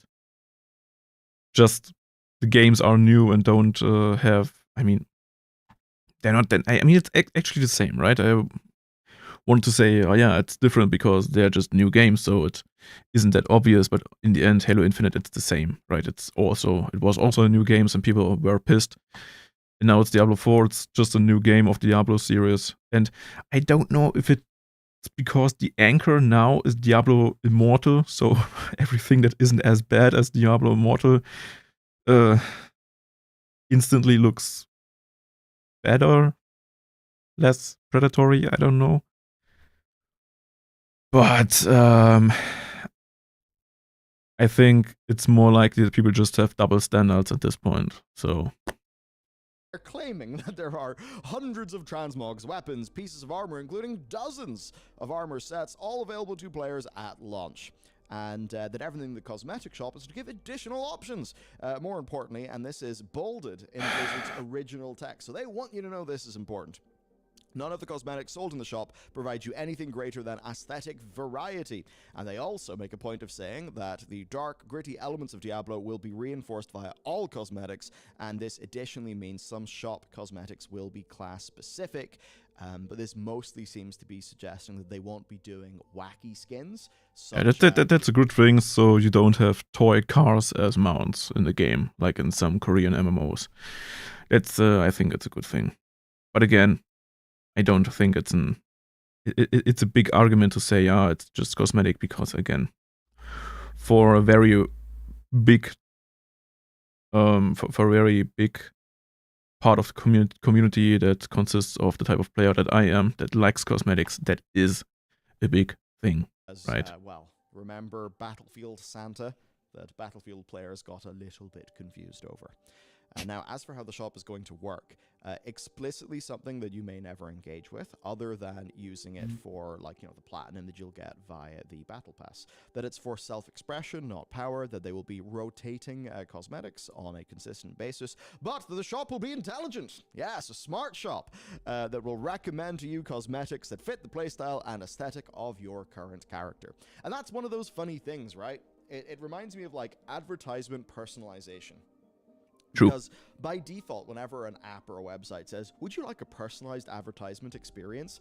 What do you and me do? We think, hell no, get out of me. You hit the no button, and then all the adverts are random shite. Whereas, how many times do you have a situation where, obviously these sites, they all have telemetry on you. A brand that thinks that you are their customer wants to reach out to you. They can do that via advertising, so they use a targeted ad in order to get in front of you, and that's how a lot of people maybe see some sort of brand on whatever algorithmically generated social media platform that they're using, and they think, oh, that advert actually looks interesting to me. I'll use that. Yes. So it's that interesting thing where even if you look at a Halo Infinite, and I like to bring Halo Infinite up a lot because it's a really good example of a failure that wasn't just like a failure of like turbo greed or anything. It was a failure of just being just a squib. It was just like, Halo Infinite, bleh, no one cares, right? Where one of the things people criticized it of was, your shop's boring. So it's interesting there. This is one of those things where you'll see this and you'll be like, this is blatant profiteering, using an algorithm to make me spend more money. Whereas it's also just ensuring there'll be things that you actually might be interested in. So I think that's an interesting little brain teaser. Now, class-specific items. I mean, it's not particularly bad. I mean, it probably means that's all. Yeah. Intelligent, recommend your cosmetics that fit playstyle and aesthetic of your current character means. Where did we have it? I read it. Class specific, right? So you don't get cosmetics in shop that won't be for your character, and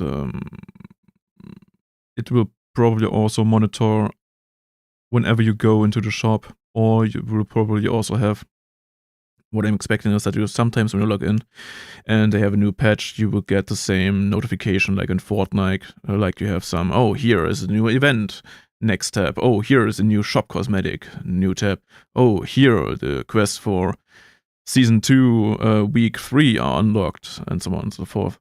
And they will probably monitor how long you're looking at the specific tabs for the shops to monitor if you may be interested or not, and then will probably cycle your shop depending on these things.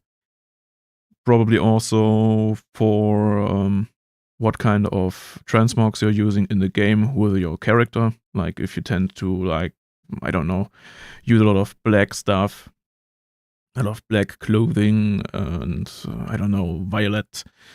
In my case, probably violet weapons or whatever. Then you might probably get a higher amount of skins that fit more into that kind of style in the shop. That's my personal theory. And it's a good and bad thing, right? In general, I think if you can, if you're able to handle these things, if you're basically safe with your money, like if you don't tend to affect spending, like instant spending, like you see something, oh, looks cool, I need it, and then press a button. If you're not like this, if you're not tend to that spontaneous kind of reaction, it's probably safe. It's a good thing for you. If not, then it will just increase the amount of money people will spend on a game, even when they might not use that kind of skin long term or not. It's a two-sided blade, basically. Will be on the account level, not the character level. Diablo Immortal. And as a result, cross purchases are available. So any platinum or cosmetics that are on PC will, of course, be available on console. For me, this is a fairly well, the idea of cross progression is a fairly major thing. I think that, well, I know this game runs and feels fantastic on console because that's actually how I played it originally. But I would like the option on PC, so that is good. Now, they also stress that there's a preview function that is a key element of the store, and the reason why they've done that is to let somebody fully inspect the cosmetic. It's a little bit like what they did in FF14, where I think basically your character goes to sleep in a bed in an inn, and then can dream of what the microtransactions look like on them, which is, again, that thing of like, well, try before you buy, actually see what it is. Okay. And finally, they end by showing us some paired sets, which are framed in a way to suggest that the in-game look can be just as cool. So let's take a look at this then. We have... Yeah, I mean, preview function is like basic, right? That should be there if you're going to spend, I don't know, probably if we take the Overwatch 2 shop as an as the base, we'll probably talk about 10 to 30 bucks skins. Like, that's not cheap, right? We have our in-game look over here, which, all right, pretty sweet. We have our paid look, maybe a bit cooler, but I mean, yeah. The problem is those comparisons are nitpicky. This specific example doesn't feel egregious. Now, this is one example. Because they just still look very different. Obviously, the proof of the pudding will be in the eating. You can very easily cherry pick things. Because they could choose the things that they think are the best free cosmetics and then choose the paid cosmetics that they think are... For example, here, I don't like the left side. That's too edgy for me. The right side is more streamlined, more elegant. That's more something for me, right? I like that style in general much more. So in that case, that comparison, the shop side is absolutely would be my preferred kind of look. So that's basically what I mean. And the main problem was also that depending on how they handle the cosmetics, I think it would be just included in the existing transmog system. Then it's also a problem because you can, well, basically combine those sets with each other, right? So I don't know if you like the upper part of that skin, right? But maybe the mask and this the lower, the leg parts of that skin, then you would just be able to combine those after you've purchased that one in the shop. And again, that's take a look at this in-game shop. I don't like that at all. I mean, honestly, I think these both look sick. So I really like them both. Yes. But again, these are cherry-picked examples that are there to prove their point. The example here is legendary armor through gameplay on the left, and then armor cosmetics over on the right. So look, really, so far, so live service. It is what it is. And that's not the dirtiest thing.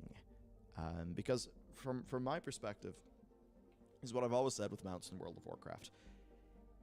People will accept more of that microtransaction stuff if they feel like their core desires in the game are being met. True. And that's why whenever people started to talk about, World of Warcraft, Boar Lords of Paymore, that was because in Warlords of Draenor, the in-game mounts were often just like reskinned boars that had this really bad animation where they shuffled along, but in order for the animation to actually look fast enough, they basically looked like they were a bunch of like coked up boars. While at the same time, we had a bunch of really nice in-game store cosmetics. With the store mounts. Of course, That's why you call it Boar Lords of Paymore, because it's like, well, the mounts in game are kind of naff. Look at those ones in the store, and then you could even look at situations in the game where you're like, that's the what? Why is this base where a store mount is grown? Because that would be to people a little bit like finding Netherwing in the. I mean, the problem is, as I said before, it always feels like it's cut content. It's like it could have been just in the game, especially when the shop exists already at release, right? That means they put resources into the content of the shop instead of putting that into the game behind achievements or whatever. So it always feels like cut content. And then again, if you have a shop, if you have a battle pass, your incentive is always, after that point, after you cross that line, your incentive is always to put the better things into the shop or behind the monetization. Always. Yeah, so Burning Crusade, but you can't get the Netherring Drake in-game because instead it's on the store. That's the thing that feels terrible. Whereas right now, I will roll my eyes and groan at how they're doing some of the monetization in World of Warcraft. However, I will at least feel that the content deliverance end of that bargain is, is significantly more healthy. And I think that's one of the reasons why the Final Fantasy XIV community was generally more okay. Now, they did have some dramas, of course, but they were generally more accepting of their in-game store because they felt like they were being given a completely incredible experience in-game and a content cadence that was very reliable, that engendered good faith. So that's what's going on here. There is the other side here of D4's development, certainly. So again, the problem is, he said basically, hey, if the content of the game is good, then you can have shop things.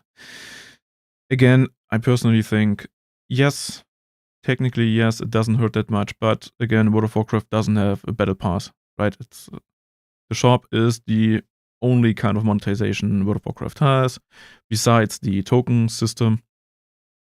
And that's basically it. Like, and for Diablo 4, again, a game you will pay $70 for. We don't know how expensive the expansions will be.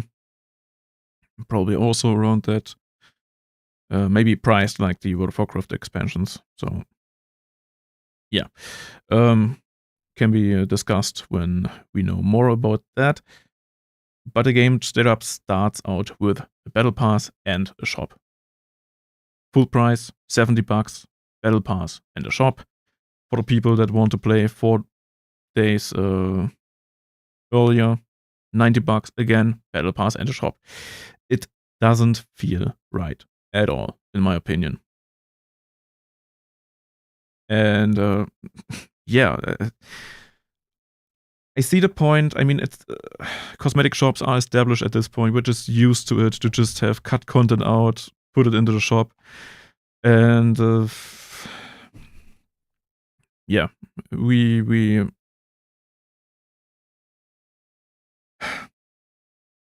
just got used to it, how it is, right? Especially the people that don't care about cosmetics always push the point of, oh, it's not pay to win, so it's fine. Again, that's not the case for me and a lot of other players, but it is how it is. It is how it is. It's not good, in my opinion. It's not cool. I probably would be more fine with it if they had either a battle pass or a shop. But yeah, they don't. Whatever. Having some issues. I mean, we've got this, some of the worry from staff. Quote, I think my future at Blizzard, my days are numbered. One current member of the D4 team said to Kotaku. They said some others. Okay. That has nothing to do with the Diablo 4. That's World of Warcraft, right? Right. Okay. Brute. So again, good video in general. I will link it to you in the chat.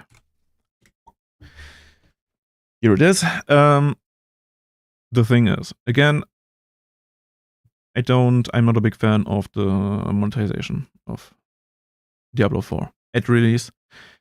And looking at Diablo, looking at Overwatch 2 and Diablo Immortal, I'm not optimistic enough to think that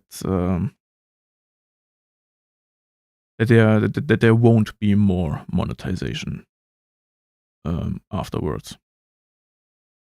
I don't think so. I guess it will be a very similar situation to Gran Turismo, what was it, 7? Where they had basically the release, we had all the reviews, all the short-term reviews, so the meta score got the good numbers, and then basically a few weeks later they would just add more things to it, we'll also have to see how the whole character management will look like. If you will be able to change your character.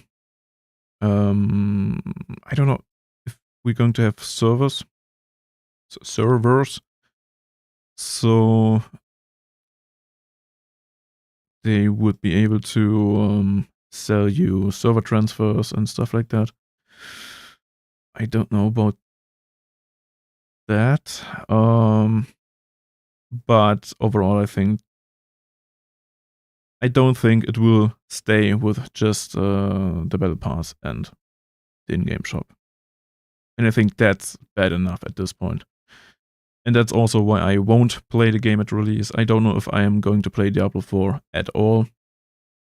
That's something I will have to see in a year or two, I think. And yeah, let's be honest, if the Battle Pass is really just FOMO stuff, I will probably not play the game at all.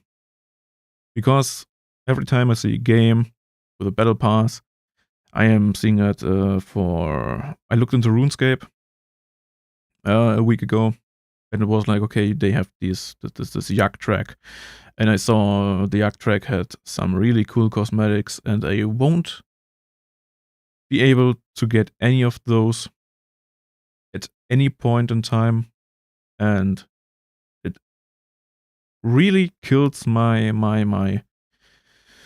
motivation to play the game, right? Because I would play the game and I know that thing that I want, that what motivates me to play a game, is just not reachable. It's not obtainable for me. And yeah, that is how it is.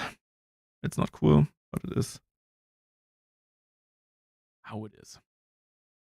So I will do a little break now, and then we can talk a little bit about platforms and what I plan to do in the future, I think.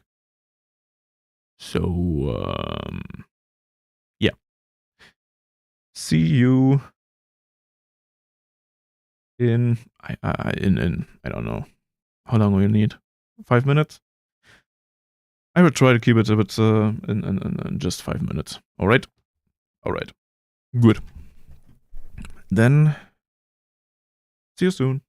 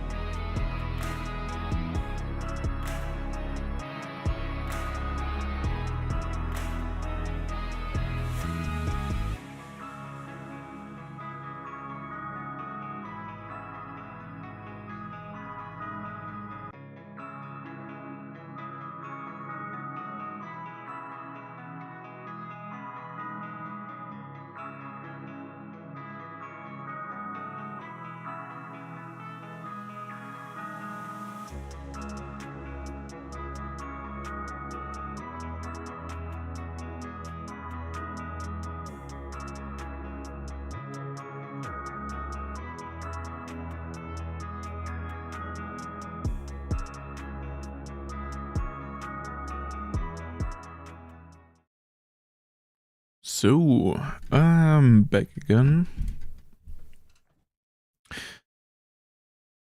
Where did I stop? Alright. We wanted to play some Final Fantasy, right? That was the plan. Alright. Um, so, Final Fantasy is part of, well, a side project that I'm, well, playing mostly offline at this point, so it's we are not going to start completely fresh into it.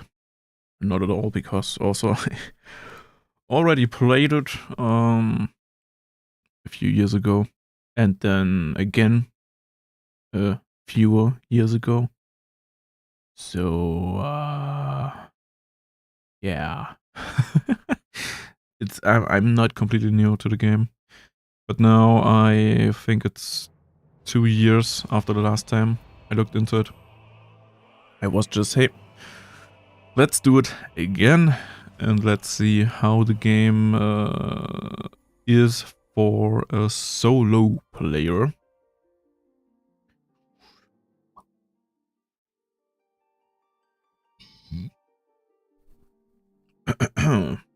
So, here we are. And yeah, as you can see, it is my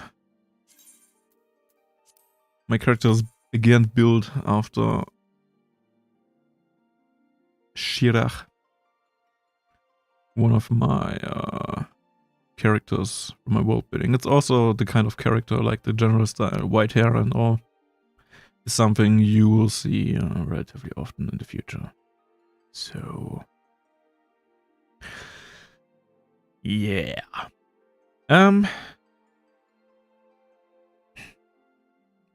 As you can see, Lancer level 29.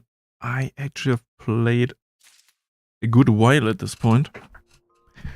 I'm not particularly far in terms of story progress, because I had a lot of trouble with finding my class, right? So I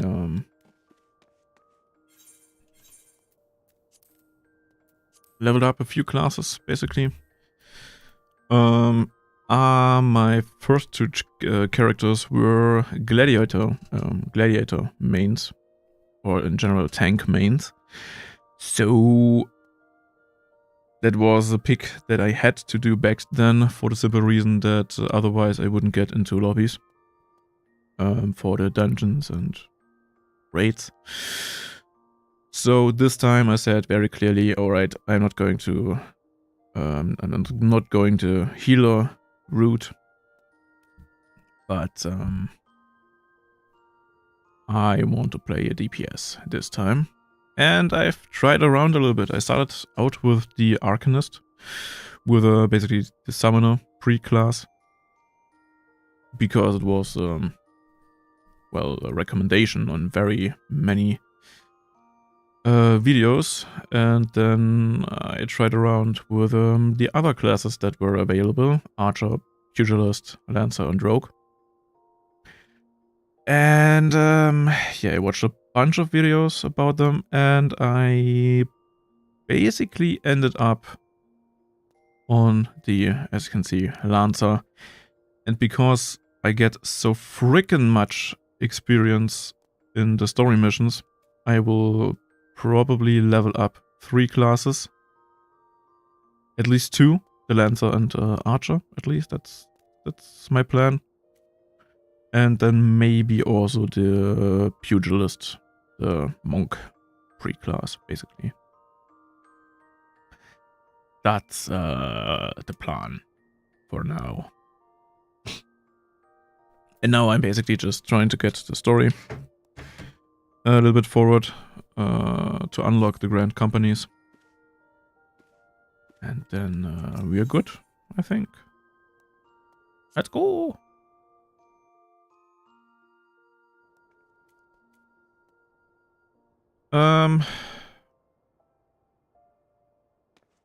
Was there something that I wanted to do? There are actually a few things that I wanted to do, but yeah, I also wanted to change my UI. I have that kind of menu for now that cycles through things, but I think I will replace that with a more simple approach. That's the plan, at least. Yeah, whatever. Glamour. Did I change anything?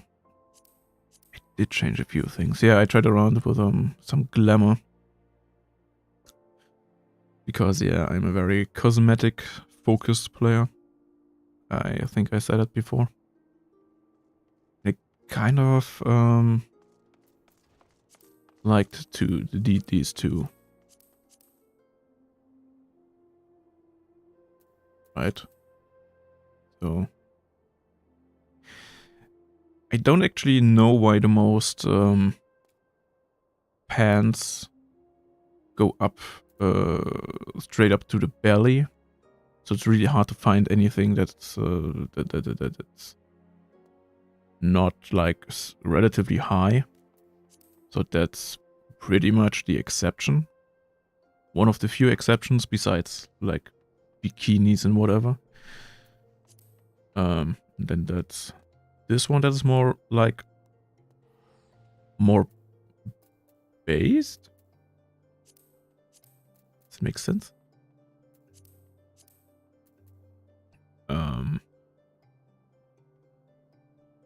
More a little bit more chill, and that's basically with that pants. And the weirdest thing, the weirdest part of these pants is literally that that the female characters just get robbed their asses. Like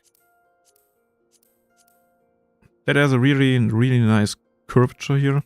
Also, just standing, same shit. And then you have these pants, and that's just gone. Like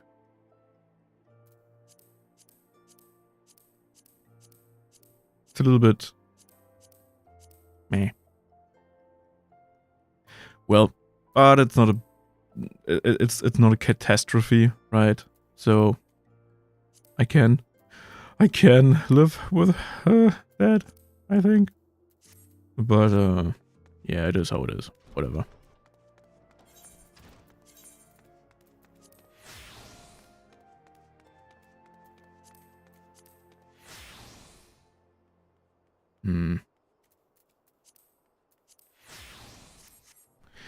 I think I will go with that one. So, dry bones. Boop, boop, boop. Wait. I first have to go somewhere else, and that is, of course, the gold saucer. Can I just... No. Okay, you can't. Oh well.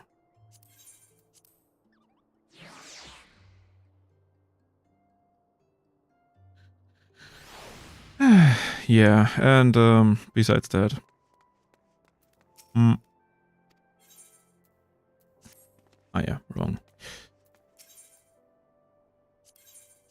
There are a few things going on at the moment. That's why I can't put out as many videos as I would like to do. And I'm kind of sorry for that.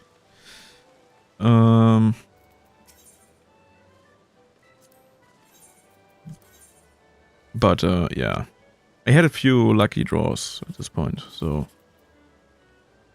don't be surprised by the amount of money that I have.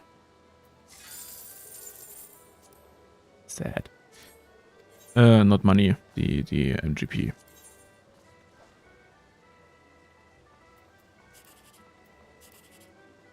Okay, well, there's another one. Great. Nice. And yeah, well, that's why I'm basically relatively slow with uploading new videos. I'm a little bit sorry for that, I have to say. But it is how it is. I'm also not sure, do you get a notice if big bleh, how are they called? Cact pot. Yeah, great name by the way. When the big one, the big lottery basically, when they're done. Set every Monday? When do they reset basically? I do know. Hmm.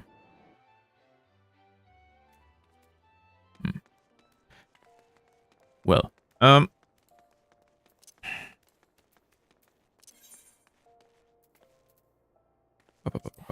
dry bone. And yeah, besides that, it's a little bit annoying to be me at the moment, to be honest. The whole thing with the live D model is, let's say, it's complicated, much more complicated than I thought.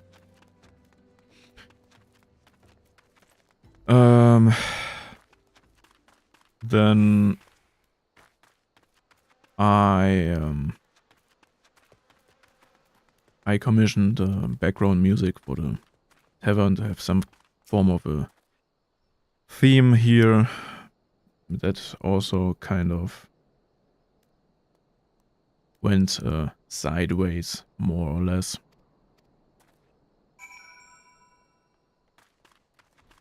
And yeah, things are not particularly going forward that much. Then I also had a little down phase. Wait, what?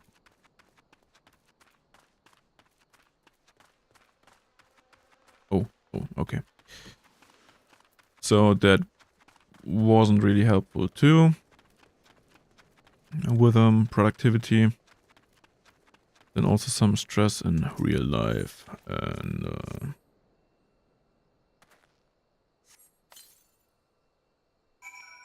yeah. It is how it is, you know.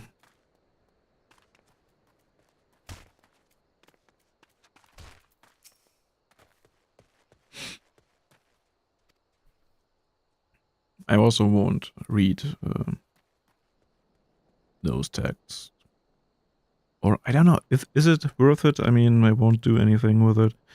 So, yeah. We don't. Also, I hope that we get, at least in later expansions, because I actually only played ARR. At this point, I never actually was able to proceed into Heavensward, Stormblood, or Endwalker.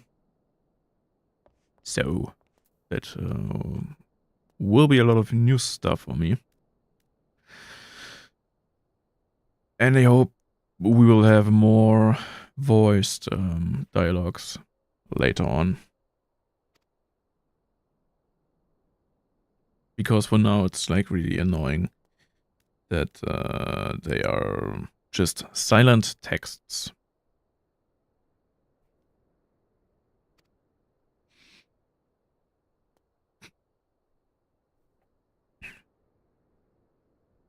Also, I don't know how good I'm able to do the female voices.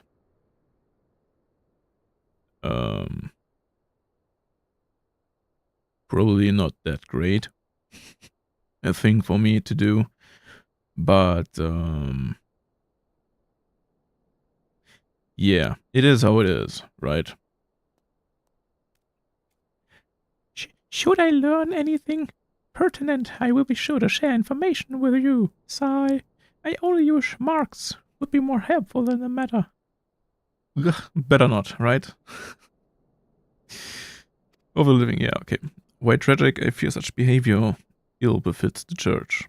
I received word not long ago that one of our recent visitors, a man called Thancred, I believe, took offense at his conduct. I must have words with Marquez and soon. I must have words with Marquez and soon. Ah. As more. Okay.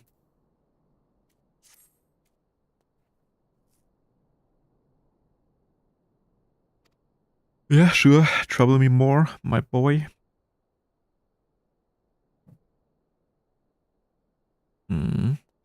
Okay. Kill the flies. No problem. That's something we can do. I'm also a little bit bummed, to be honest, that the class progression is really, really slow in this game. Like, really slow. Like, the beginning of any class is like you're just doing the same over and over. And when I say the same, I literally mean pressing the same two buttons over and over and over and over and So I really hoped a little bit that they made the new player experience a little bit better. They didn't really.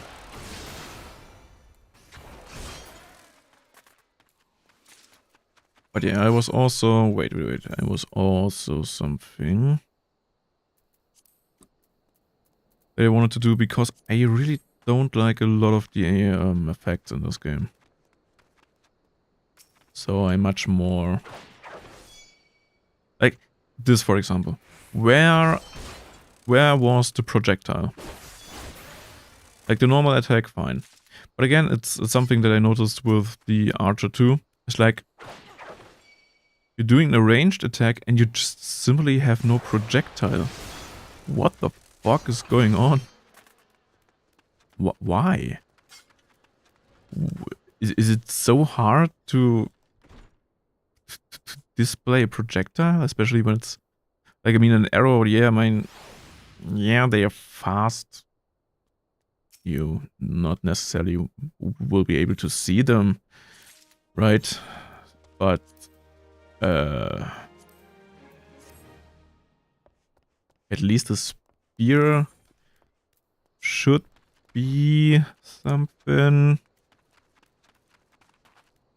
you might want to display, because it's usually big.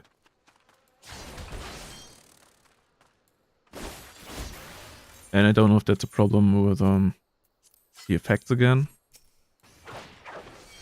So here, for example, it's really weird how that setting works actually. Because I don't like a lot of the animations, but in the end, if I limit them, well, they just stop to exist at all. What isn't necessarily the result I'm hoping for either. So, yeah. I was thinking about a few things in the last few weeks, and that has mainly to do with platforms.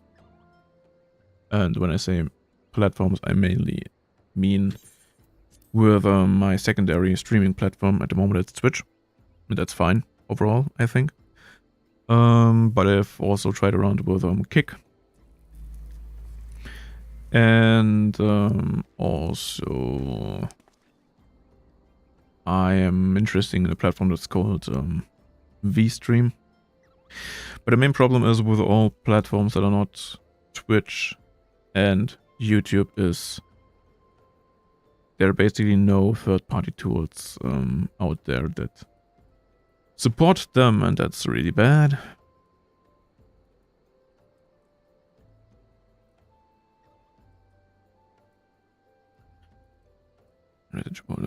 Confession.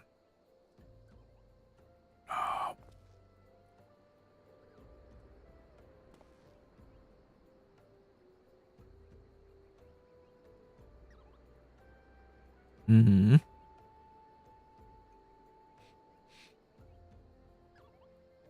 Maybe.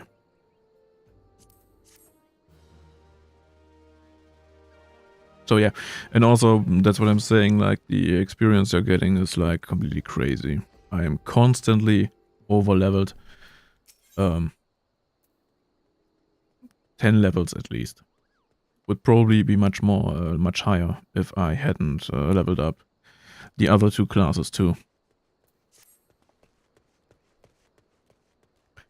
Sister Urson, it cannot be, though she is wont to travel to the Golden Bazaar on her own, and it's not uncommon to see her speaking to the children, but no, it could not be she, could it? No!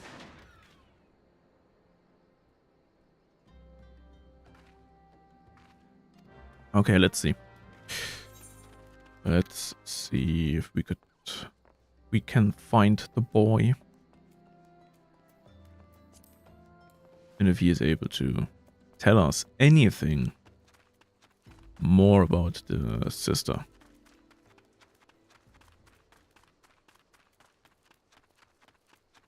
Yeah.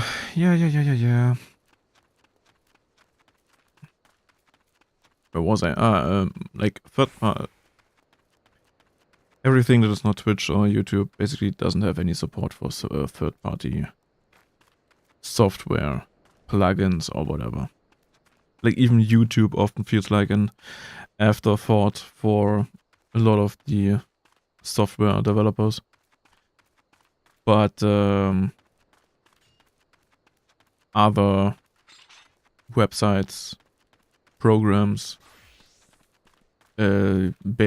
usually only have Twitch and YouTube.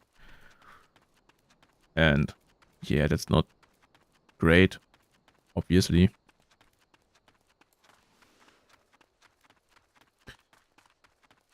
So, yeah, it is how it is.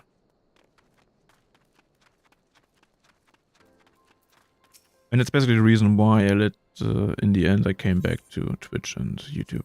It has nothing to do with what I wanted to support. Actually, I was thinking about doing Kick instead of Twitch, but the problem with Kick is very simply the fact that I am not going to stream on a platform which #1 brand mascot is an Aiden Ross. Like, no, I won't support any platform that presents themselves so actively with someone that is an absolute piece of shit, that abuses the copyright system and is happy doing it, right? Making fun of stealing people money. And yeah, that's basically the biggest problem. If that wouldn't be the case, I think if Aiden Ross on Kick wouldn't be the case, I would have been banned very, very fast. After he switched over. The platform would have a much better reputation than it has now. And there would have been much less misinformation about it. But yeah, it feels to me they're just, well, at the point where they just say, yeah, that's the kind of person that we want to we want to attract, that we want to have on our platform, and yeah, let's say as I said, I won't support it. I don't want to stream on a platform like this, despite being more on the page of saying, hey, if I can do a difference with being a normal person on this platform, doing normal streams within a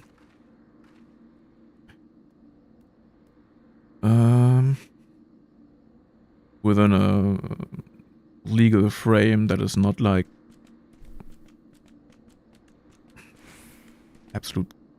the absolute lowest garbage of a personality that you can have.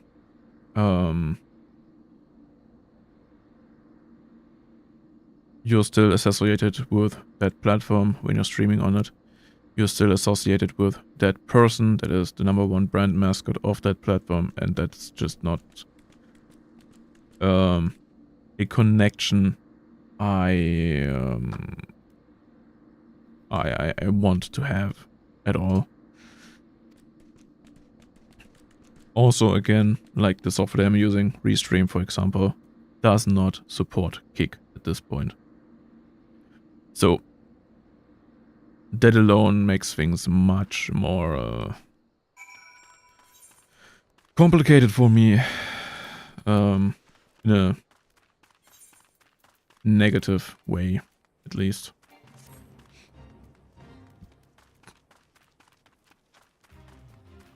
But yeah, it is how it is.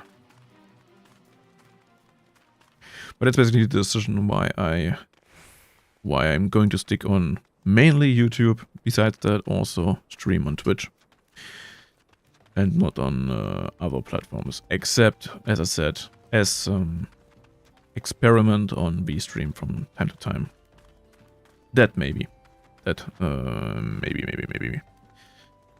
Might be an interesting thing, even when I don't have the biggest expectations for platforms that try to be a very exclusive place just for that particular kind of content creator, and that is in that case VTubers.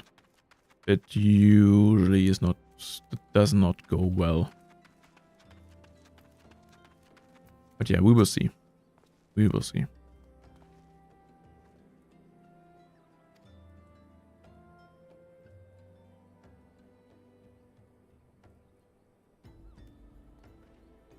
Okay.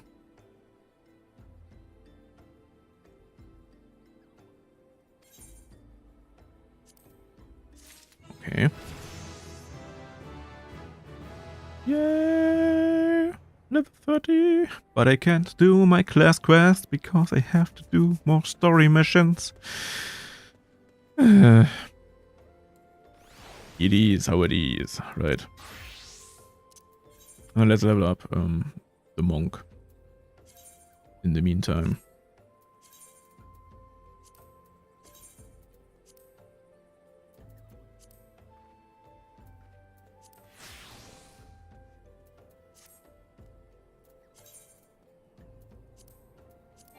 Let's switch over. So, Isambard seems to have a message for you from Thancred. Okay. I'm well glad I reserved that in room for Sister Urson. It seems she received greater injuries from her attackers than she initially let on. Thankfully, she's expected to make a full recovery. That's great. That's good, right? We want people to be healthy. Very clearly.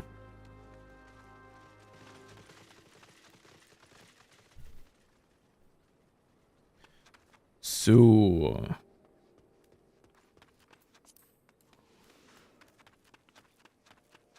down there.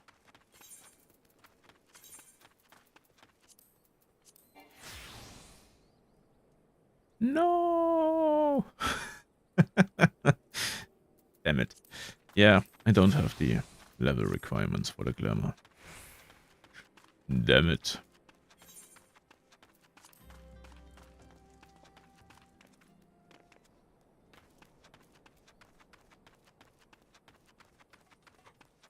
I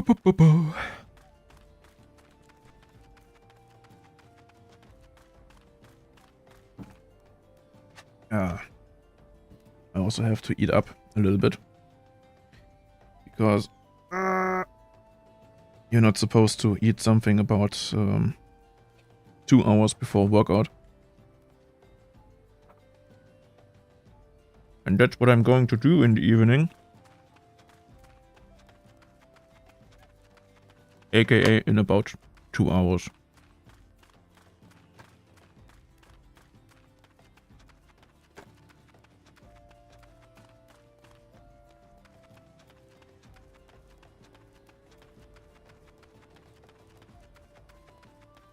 So, I have to eat from time to time. I hope that's okay.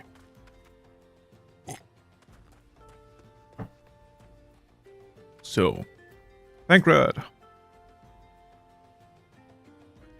Ah, there you are, Shirach. So good of you to come. Oh yeah. Indeed, I've heard all about good Sister Urson. Isambard said her wounds were serious. It would seem my suspicions about the poor Rose were misplaced. Yes. But false though they were, perhaps my suspicions were not entirely without merit. Whilst following Sister Urson near the Golden Bazaar, a band of Amajar caught my eye. I tracked them as far as this encampment, but well, let us say that I would much prefer to keep my distance and remain here. This, of course, brings me to why I requested you, dear Shirach.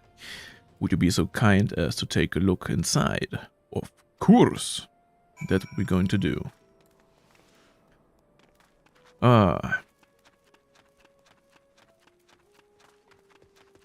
It's time to kick gum and chew ass. And I'm all out of ass.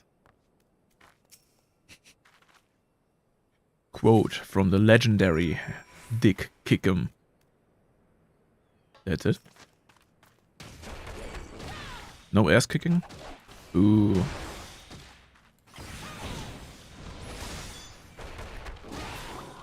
Bam. Bam. Bam.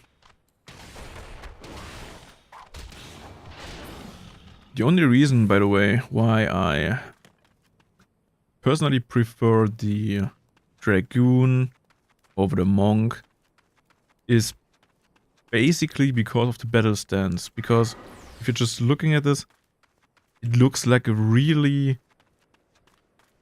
Like it's made, the stance is made for a really muscle-packed guy, like the archetype of a thug, basically, right? And that's absolutely not the kind of that's really not the kind of look I'm going for. Also, I think despite punching people in the face, it feels really weak, actually. That's like the punches. There is not a lot of hit feedback, and it's a little bit disappointing. So that works with a spear a little bit better, in my opinion. Right, if a spear is like does not break the whole ground, that's fine, because it's just a spear. It pierces things, not smashes them. But then in comparison to the monk, to the pugilist, like, they sound not bad, but it's like, I don't know, it's like there's something missing, right? But yeah, whatever. But yeah, I also think that the other options are okay too, but the problem is simply the rogue. I originally wanted to play a rogue, but then I watched a video about the rogue, and I really couldn't stand the fact that the rogue will be just Naruto character in level 19. Like, I don't... Like if I play a rogue that I want to play a rogue and not 30 levels later Naruto character. That's not the fantasy that I'm choosing whenever I play a rogue, right? Especially, like, it's really just Naruto, right? You have the Bunshin, you have the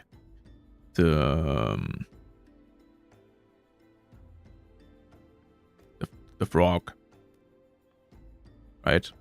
The frog spell, you have the shuriken, you have the whole sign things. The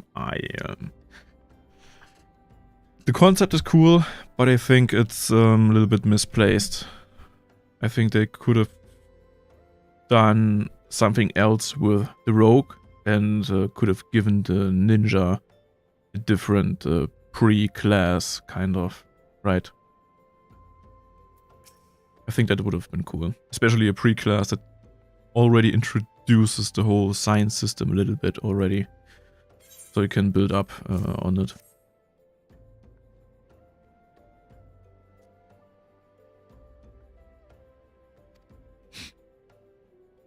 Okay, ooh.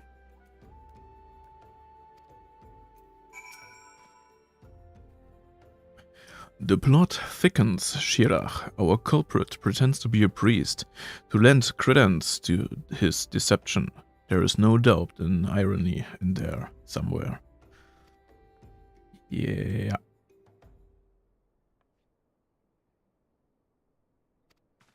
Okay. Let's go back to the boy on the market. Maybe he is able to tell us more. Or maybe not. We will see.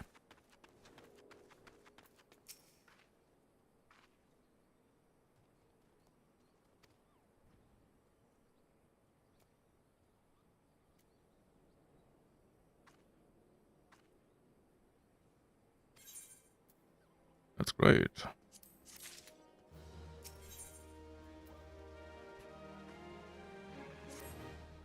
Okay. I'm afraid I have not seen any unusual activity, nor have any at this camp given me cause to doubt them, but unless we can identify the culprit, and soon more innocents will fall victim. Alright, do not despair, just...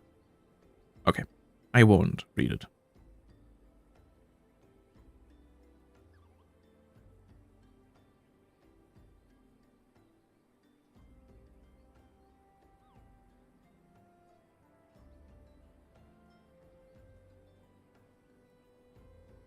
That's true.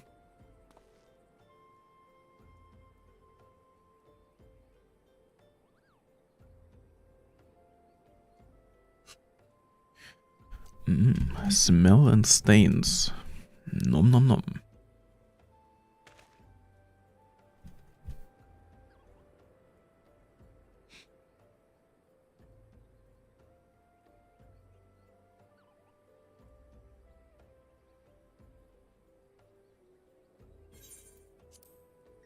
So, let's do it manually.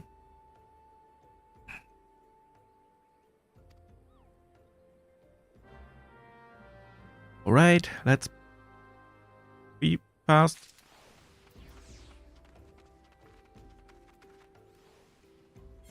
Okay, so equip 1, equip 2.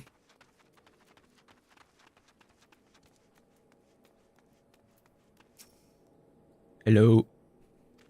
And you are, a refugee by looks more famous. Neither work nor coin for you, like. Be gone and see.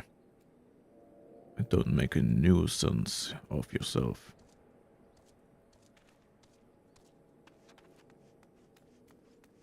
Swenhild, what's up? Hello.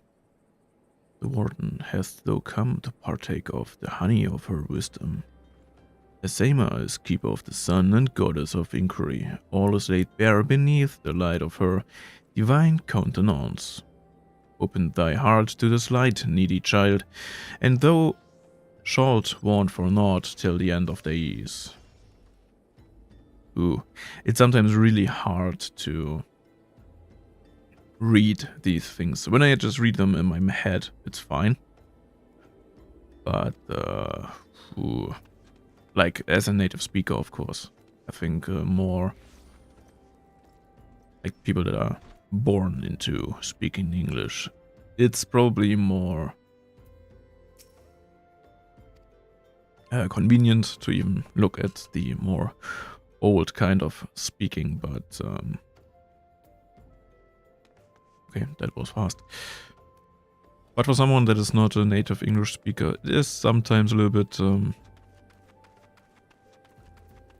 you're going to stumble from time to time whenever reading that. Greetings, good madam. Is there aught I might assist you with? Oh, I don't believe there is. I'm afraid our wares are very expensive. Mayhap you should rejoin your fellows out at the pond north of Sandgate. Yeah. Go away, poor person. We don't have anything you can afford. Shoosh, shoosh. Alright. And here. Aurel these. What is it?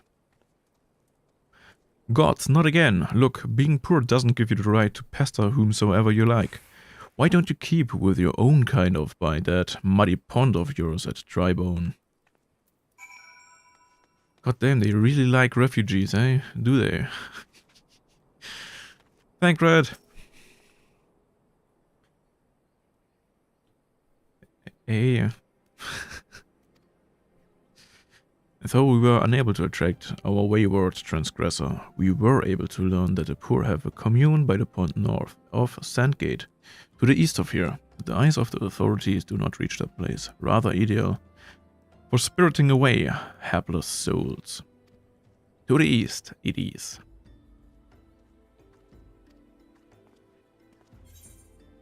Okay. Oop. Let's do it to the east, they say, there. And I still have to wear the stuff, right? Right? Right. Okay.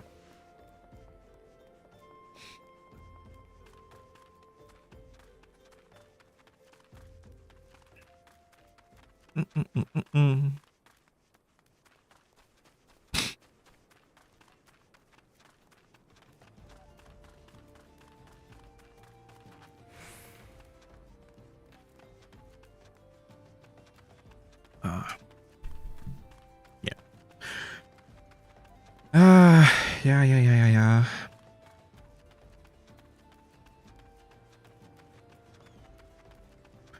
I probably also won't be able to do that to stream today for too long at this point. I have to do one or two things. And after that, as I said, I'm going to go to my workout. Yeah, it's a good morning indeed. You look absolutely smashing, Shirach.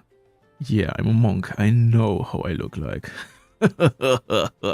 So, positively dressed for deception. All that's left, then, is to wait for our quarry to appear.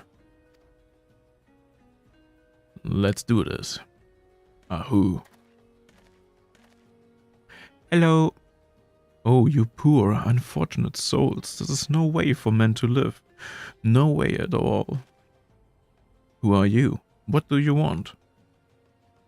Be at ease, child, for I mean you no harm.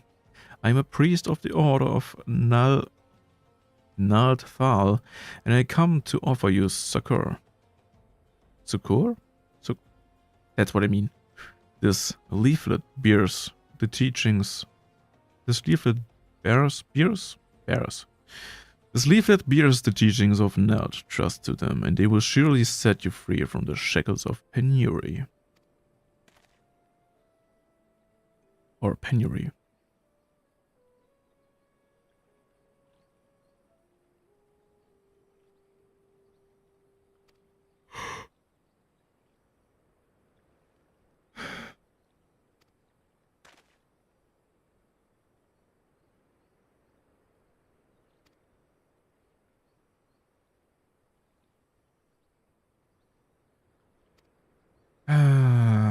Okay. It's that guy.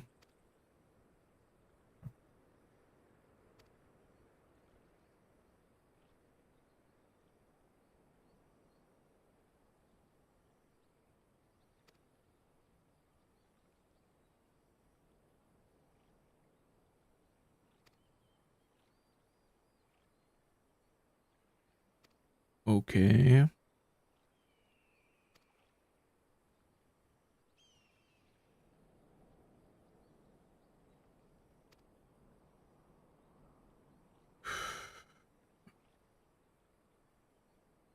Crazy shit.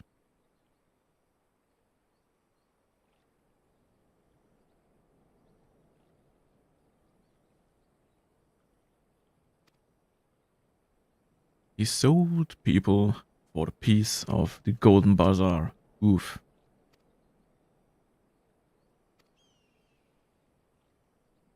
And out of greed. Oof.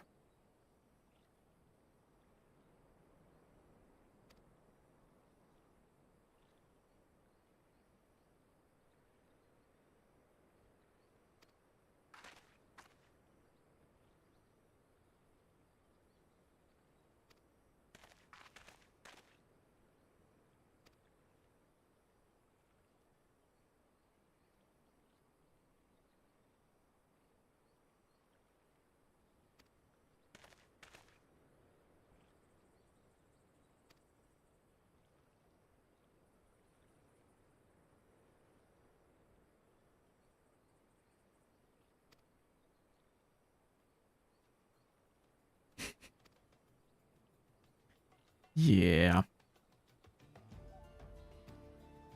Okay. Mm-hmm. Alright. So.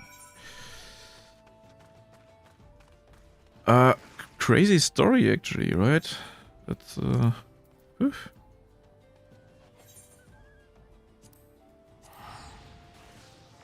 Ah, that's so great. So great. You can just use them and then broop, teleport there. I mean, let's be honest, a new player usually wouldn't know that. It's such a good thing. And I think back then, 2 years ago, whatever, when I played a game with with the last character, basically I didn't knew that either. So I walked or spent the money to the nearest Aetherite and then walked there every time. What an annoyance. And I think at some point I found out that you can basically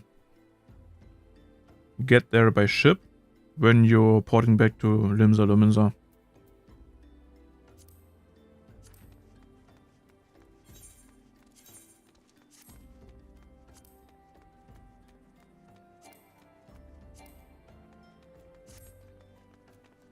Like that worked too. Not great either. So those cards are great. But again, it is how it is, right?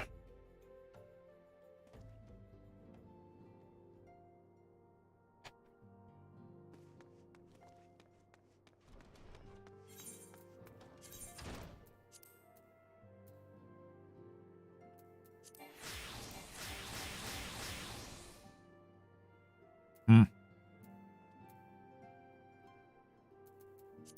Yeah, I don't know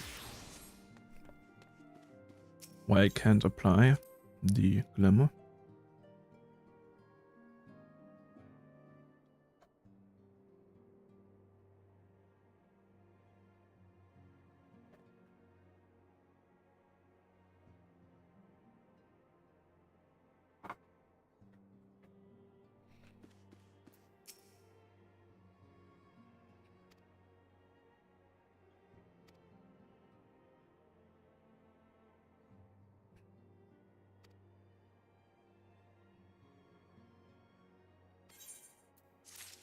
Revenge!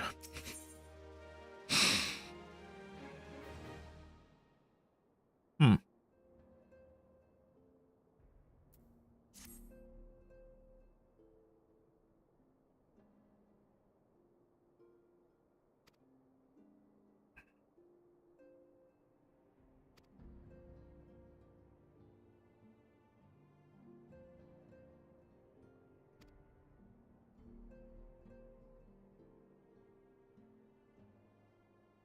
Okay.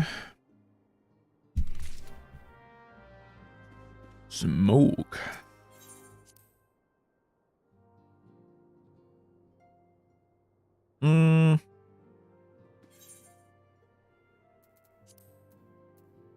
Here? Yep. I thought so. So there's no need to walk out of here again.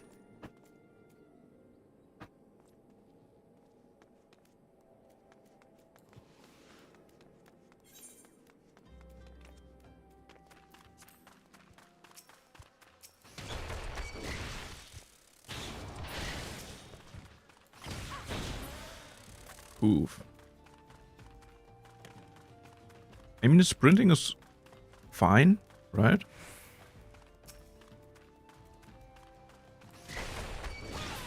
But this is like...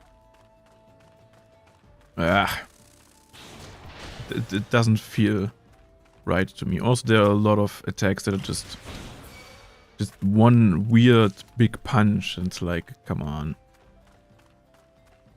Give me some Ip Man stuff. Some fast hits in his face. Instead of just... Naja.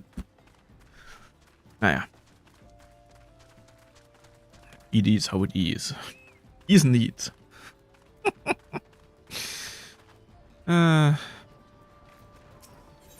Hello. Materia, huh?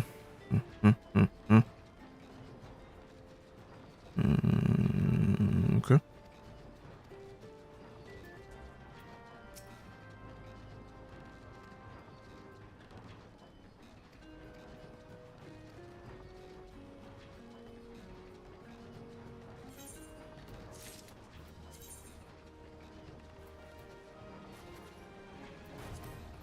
Is there a menu?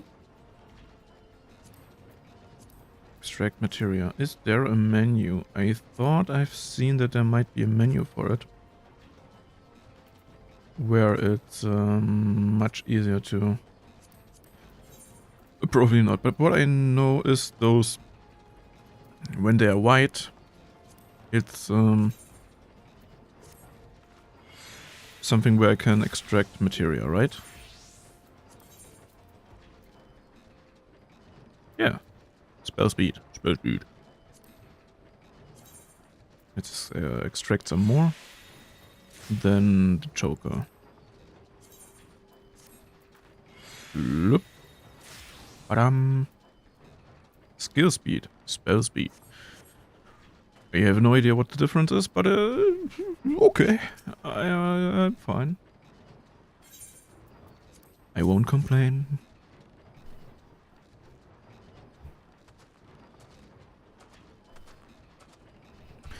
Fighty tool drinks an airy self. Wait.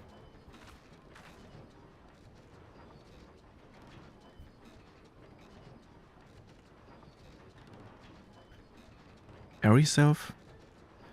Ah, okay.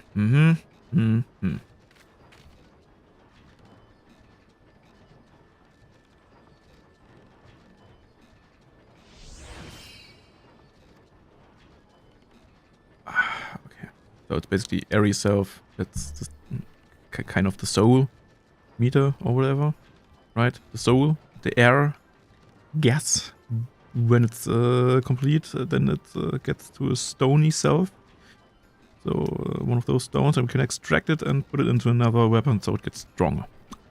Easy. I should make a translation book for Final Fantasy XIV to normal people.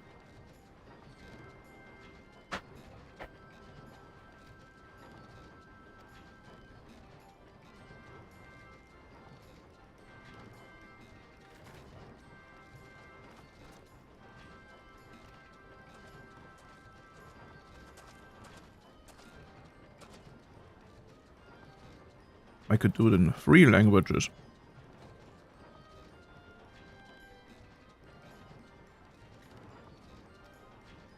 Final Fantasy XIV. To scuffed English. To German. I'm sure this will sell easily.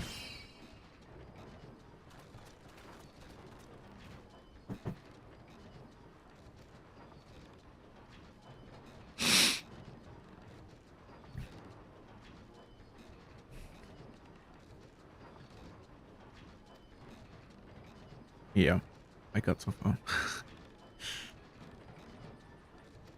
Not soul meter, spirit. Spirit bond. So it's a spirit meter. Bar. Thing.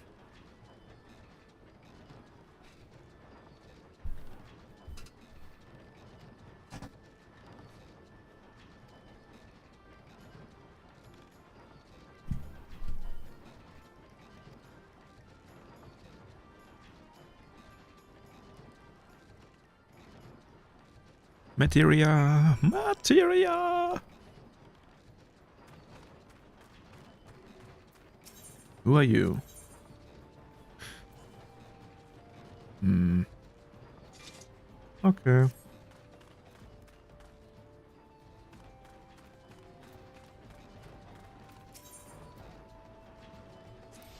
Okay. Okay. And now we have to go back to Minfilia, right?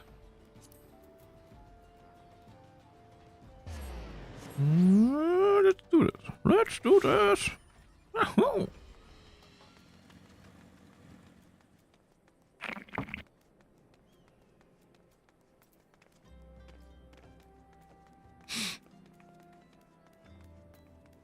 What's this?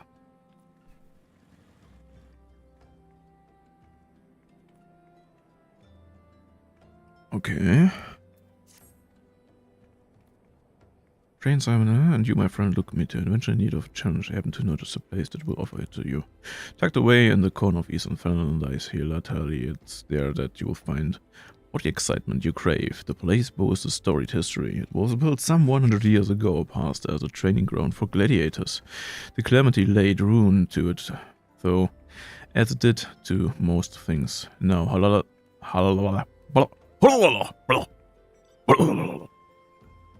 now, Halatali is a shadow of its former self, but in the dark of that shadow lurk wild beasts, both bloodthirsty and beyond count. For one such as yourself, I dare say there is no place finer than Halatali to test your skill and refine your technique. Indeed, I have taken the liberty of passing your name along to the flames who oversee the place. Should you visit, speak with one Pavayoni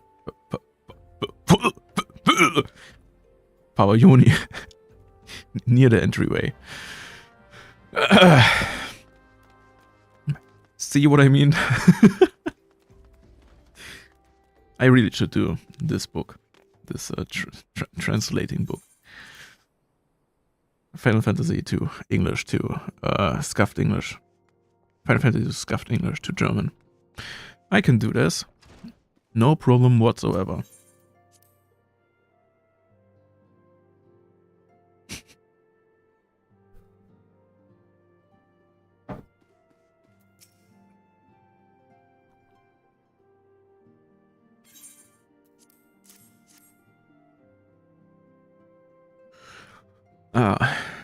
What a remarkable difference a single piece of materia can make. Granted, the skills needed to manipulate the substance are not easily acquired, but one need only look upon the results to realize such efforts are worthwhile. As I'm sure you're aware, the quality of one's equipment can be the difference between victory and defeat. Materia may give you the edge you need, Shirach, so make it your ally. That's what we're going to do.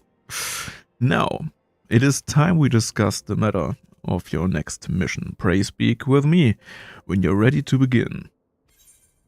Yeah, I mean, it's not like we're just leaving this place, right? That's not what's going to happen. Ooh.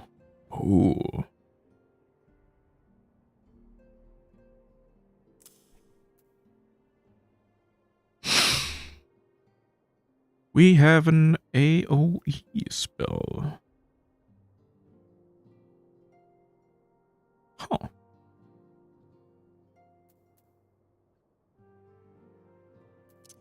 Interesting. Interesting. Interesting. Hmm.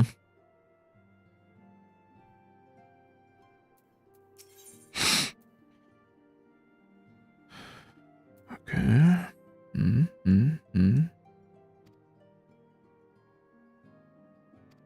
Okay. They have information from the priest boy, from the asshole that sold his people to the Amaljar. Oder Amaljar.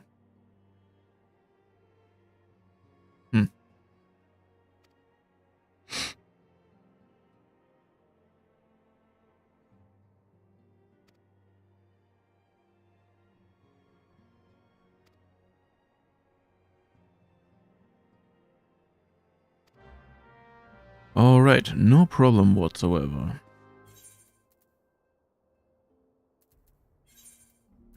Where's that? Okay, that's also there. So it might be a quest that is... yeah, nearby our main quest, right? So, we will see.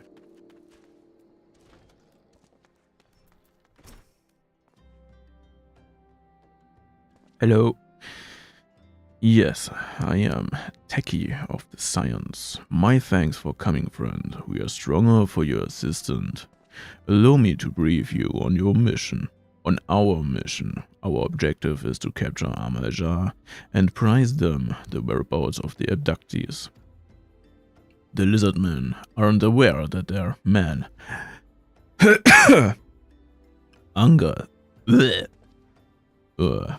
Angast has been exposed. When they come to the rendezvous point to meet the traitor, we will spring the trap. It's a trap. You can deploy only a small contingent. Every member must count, so we requested the aid of this. So yeah, it's no problem. We will do that. Hold up. Yes.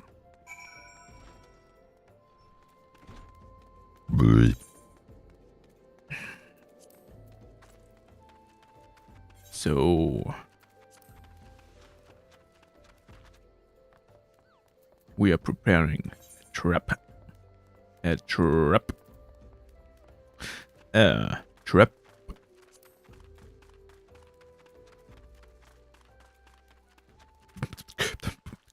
Trap, trap, trap, trap. Let's go. Trap, trap, trap, trap. Trap, trap, trap, trap. Trap, trap, trap, trap.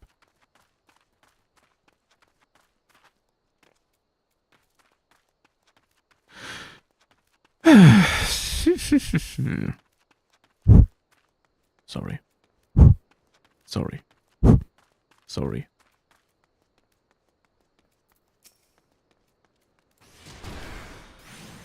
Okay, that one has some impact. Holy shit. Ooh. I really want to do this again, to be honest. Just for the animation. But it's really weird. It's an AoE, but I can't use it without having a target. That is weird. But yeah, it is how it is, I guess. It is really cool. Holy shit. But it's a little bit annoying that the best two skills from the look are both the Oppo skills. Those two. It's a little bit annoying. But yeah, it is how it is, right?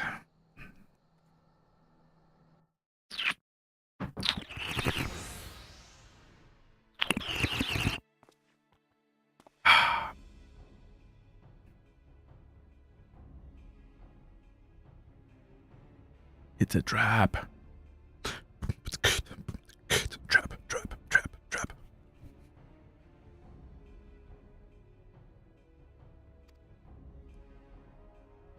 Good. We make our move as soon as the Amalja appear. Yes, sir.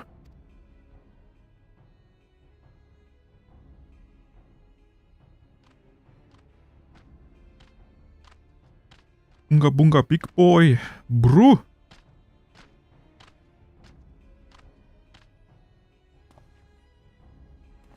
Let's go. Let's go. What is the meaning of this? Does it work? But holy shit, that kills my voice so hard. Wait, something's amiss. Oh, more Unga Bunga big boys. See? It's a double trap. Fuck. He. Yeah, shit. Another traitor. Well, shit.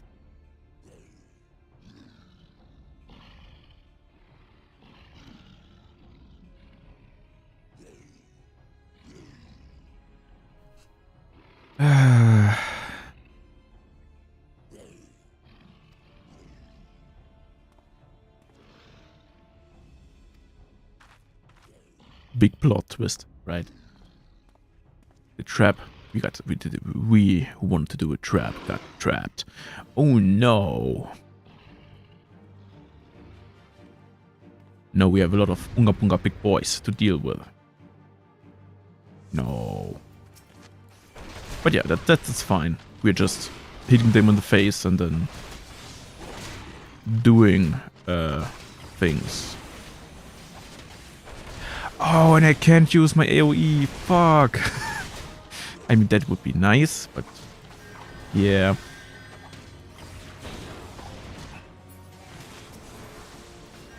I mean, that would be nice, at least at this in this situation here.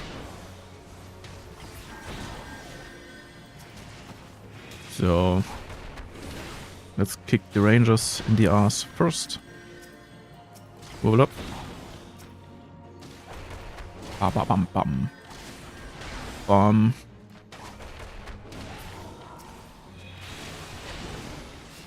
Badam. Badam. Bruiser. Almost down. Next. It's also really annoying for the monk that you have to keep your... that the buffs, the self buffs are so... that they are running out so fast. Like, it's... you're basically forced to alter between your combos all the time. I mean, if you're doing that, it's fine. Like, it works, obviously. But I can't say I'm the biggest fan of it.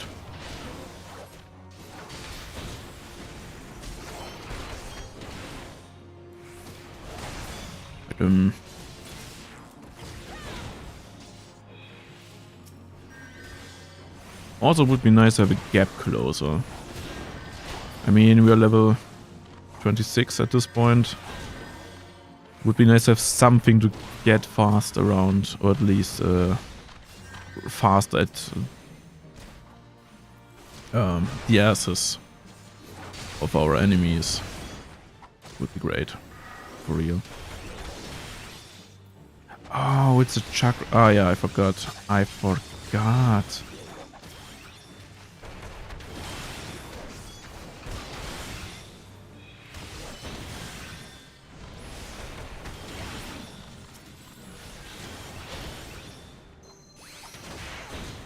From the side, yeah, from the flank. Good. Let's hit him! But I really don't feel that this is doing a lot, and that's really why I would like to have my AoE. I think the archer already has the AoE at this point in time. It's also kind of weird if you ask me. Like, come on. Why are the classes so unbalanced?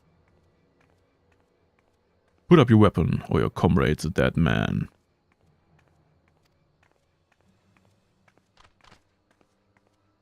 Oh no.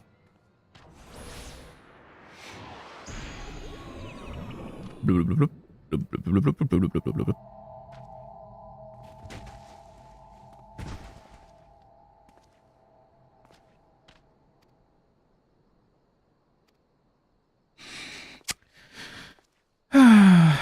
Yeah.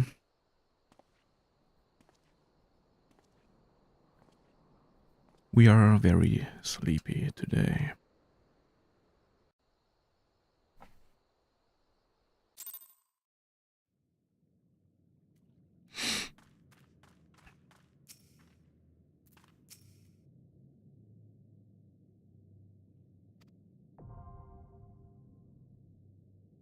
Oh, it's a dungeon. I see. That's great. But it's something I will do, well, no. I can just port out of here? Like, okay. I mean, probably because I can just use duty finder, right? Yep. The bowl of embers. True. Well.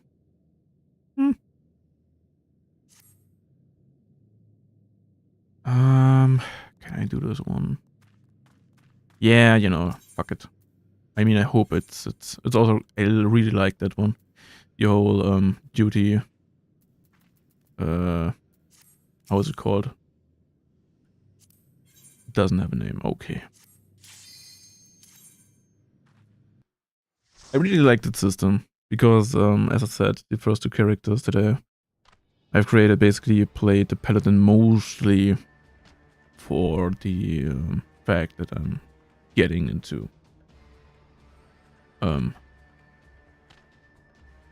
dungeon groups.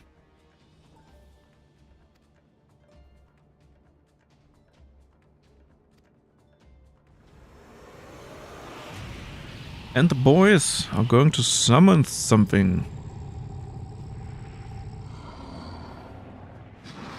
It's a flamey boy.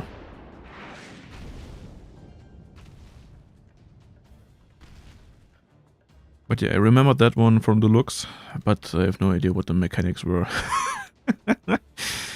We will see. Bring those two as well. Oh, the traitors were betrayed. Oh.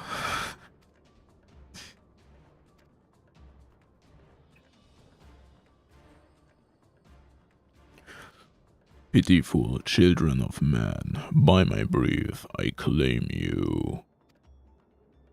Does it work? Because my voice, holy shit. Arise once more as my loyal minions, feed my flames with your fate, and all who stand against us shall burn. Maybe I should go closer. Then the base is a little bit accentuated. Oh.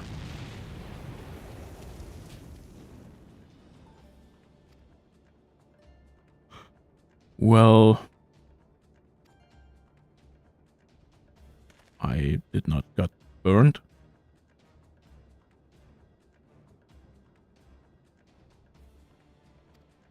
Or whatever it did, should have done to us.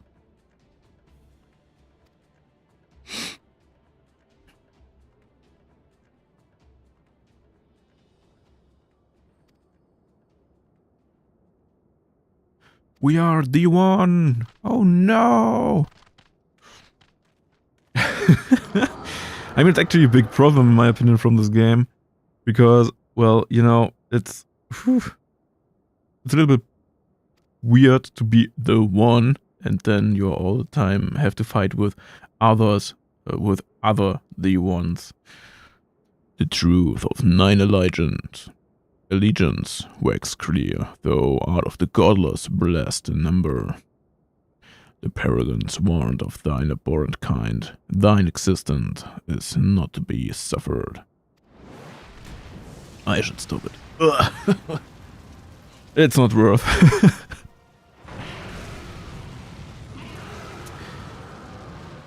Big boy is angry, big boy. Alright, let's go. Let's go. Bam. Bam. Boop.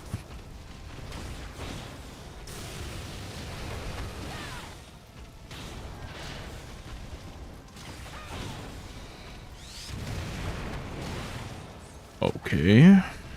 That was a knockback.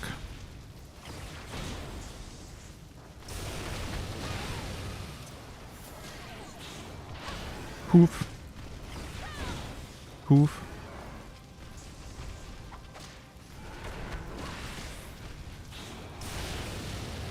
Ah, I forgot the buff. No.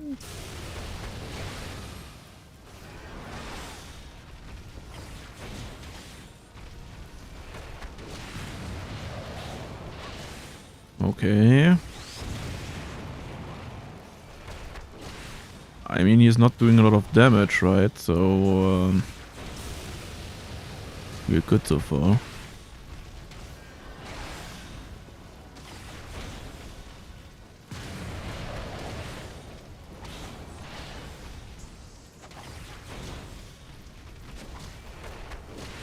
You basically have to alter all the time between those two combos. What is a little bit annoying. Might be different when I've seen in one of the videos that the monk gets faster attack speed, like passive faster attack speed at some point. And also faster spell speed, so that might work to get it just at every third rotation.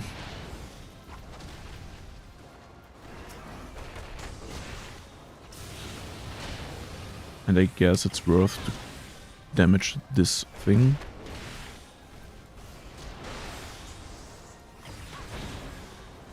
Let's do this.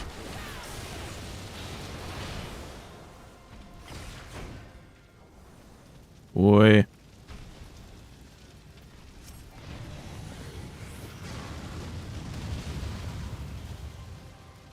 Oh, what the fuck. That was a DPS check, right? Interesting. Interesting.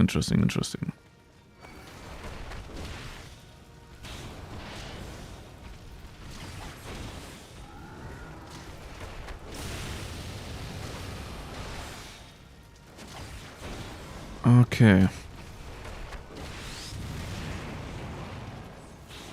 Good to know, but I pretty much forgot that this is something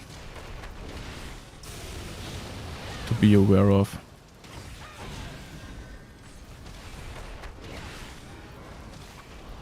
Or that we have to be aware of. It's also not like particularly obvious that this nail thing exists.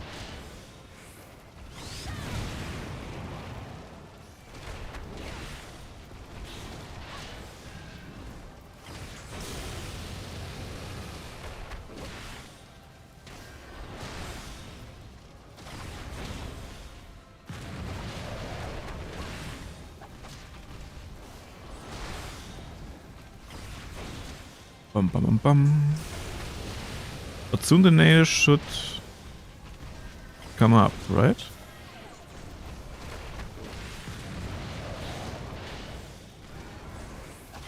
Or not?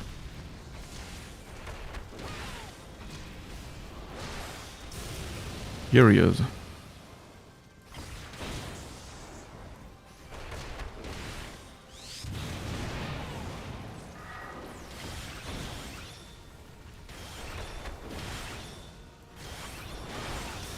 Okay. But there's also nowhere a timer or something like that, right? So... But yeah, we did it. We did not? Then wait. Okay, we did it. I was like, holy what? What's going on?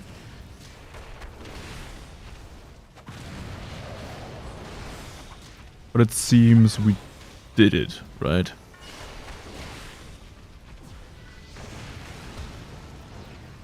What?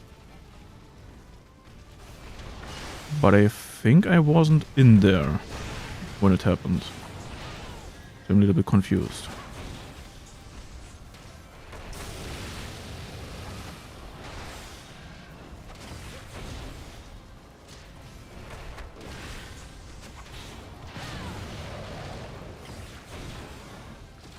I also don't see another...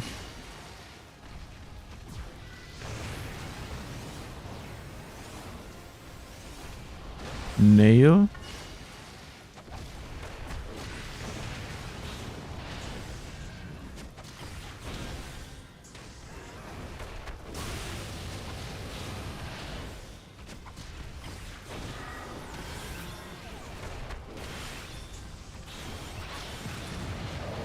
Okay.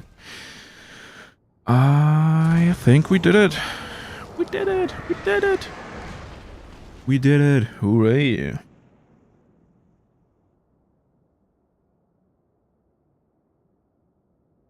Yo. Oh, it's a stony self again. Wee.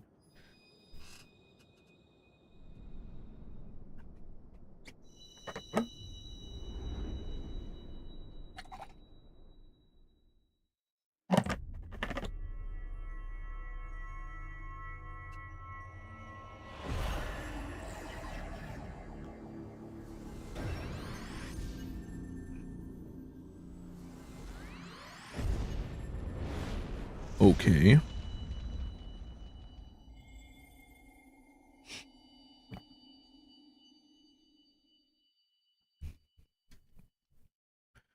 Two crystals. The first one was that Gobue or whatever. I think. I mean, we didn't have another, or was it the masked dude?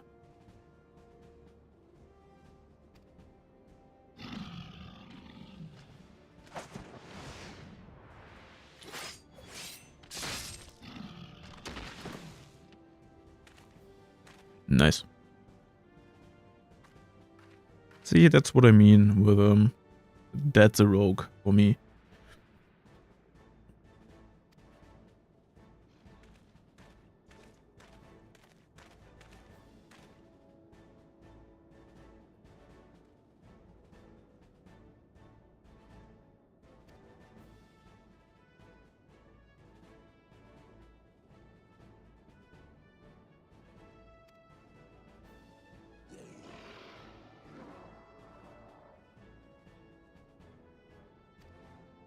Yep, let's return.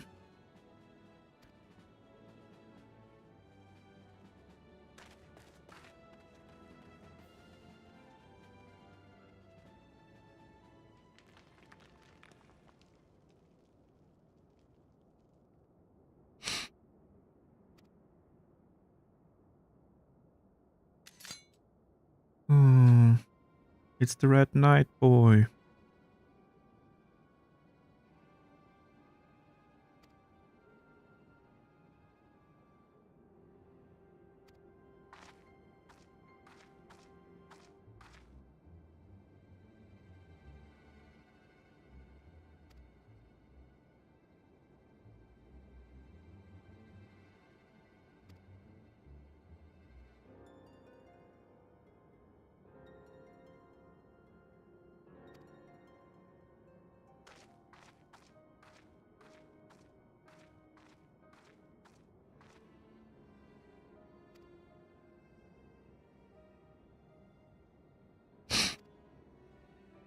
Okay.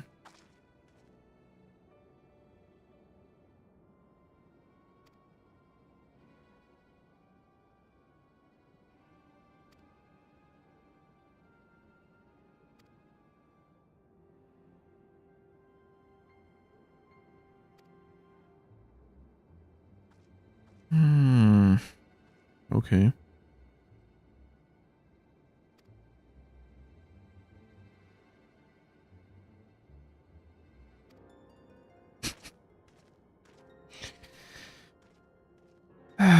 Yeah, seems to be a wonderful group.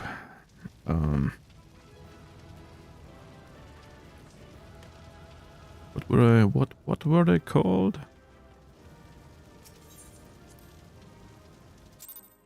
I'm not sure. Sorry.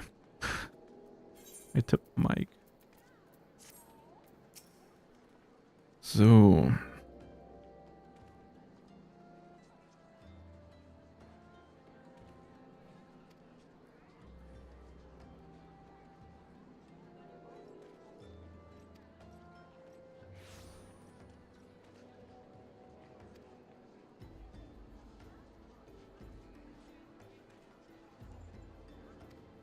Yes. That's what we did.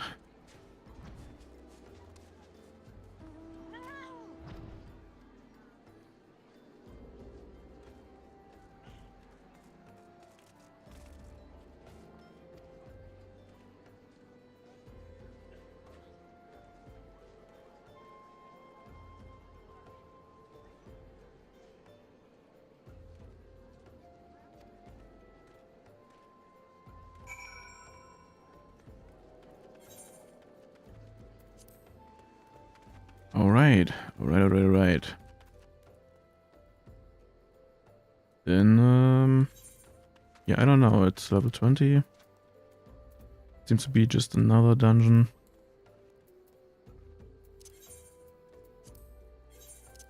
Then, I'm good here. We have the rest sign, the real moon.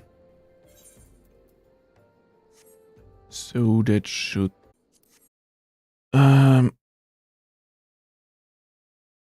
And... yeah. So... that was pretty nice today, I think, at least. For me, I mean, I haven't streamed for a while now, so it was... pretty nice to do it again, after, I don't know, a week or whatever.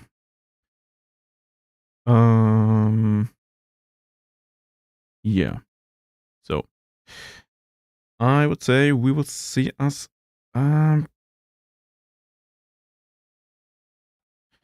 in the next days at some point. I mean, planning to play Prey, like not the Alien Prey, but the Shadow of the Colossus Prey soon. So I guess tomorrow or the following day, Sunday, basically. Yeah, we will see us. Maybe if you care, if you for whatever reason watch the whole VOD here, leave a comment in the, well, comments about the whole Blizzard situation, what you think is going to happen with Diablo 4's monetization, and what your thoughts are about the already implemented Battle Pass and shop systems. I shared my own opinion already, so now it's your turn. And until then, I would say, well, see you soon. My name is Tech Drake, but just call me Teci. If you want to see more of me, you know how it works. Like, right? Just give me a like, subscribe, and visit my other channels. Links are, as always, in the description. See you.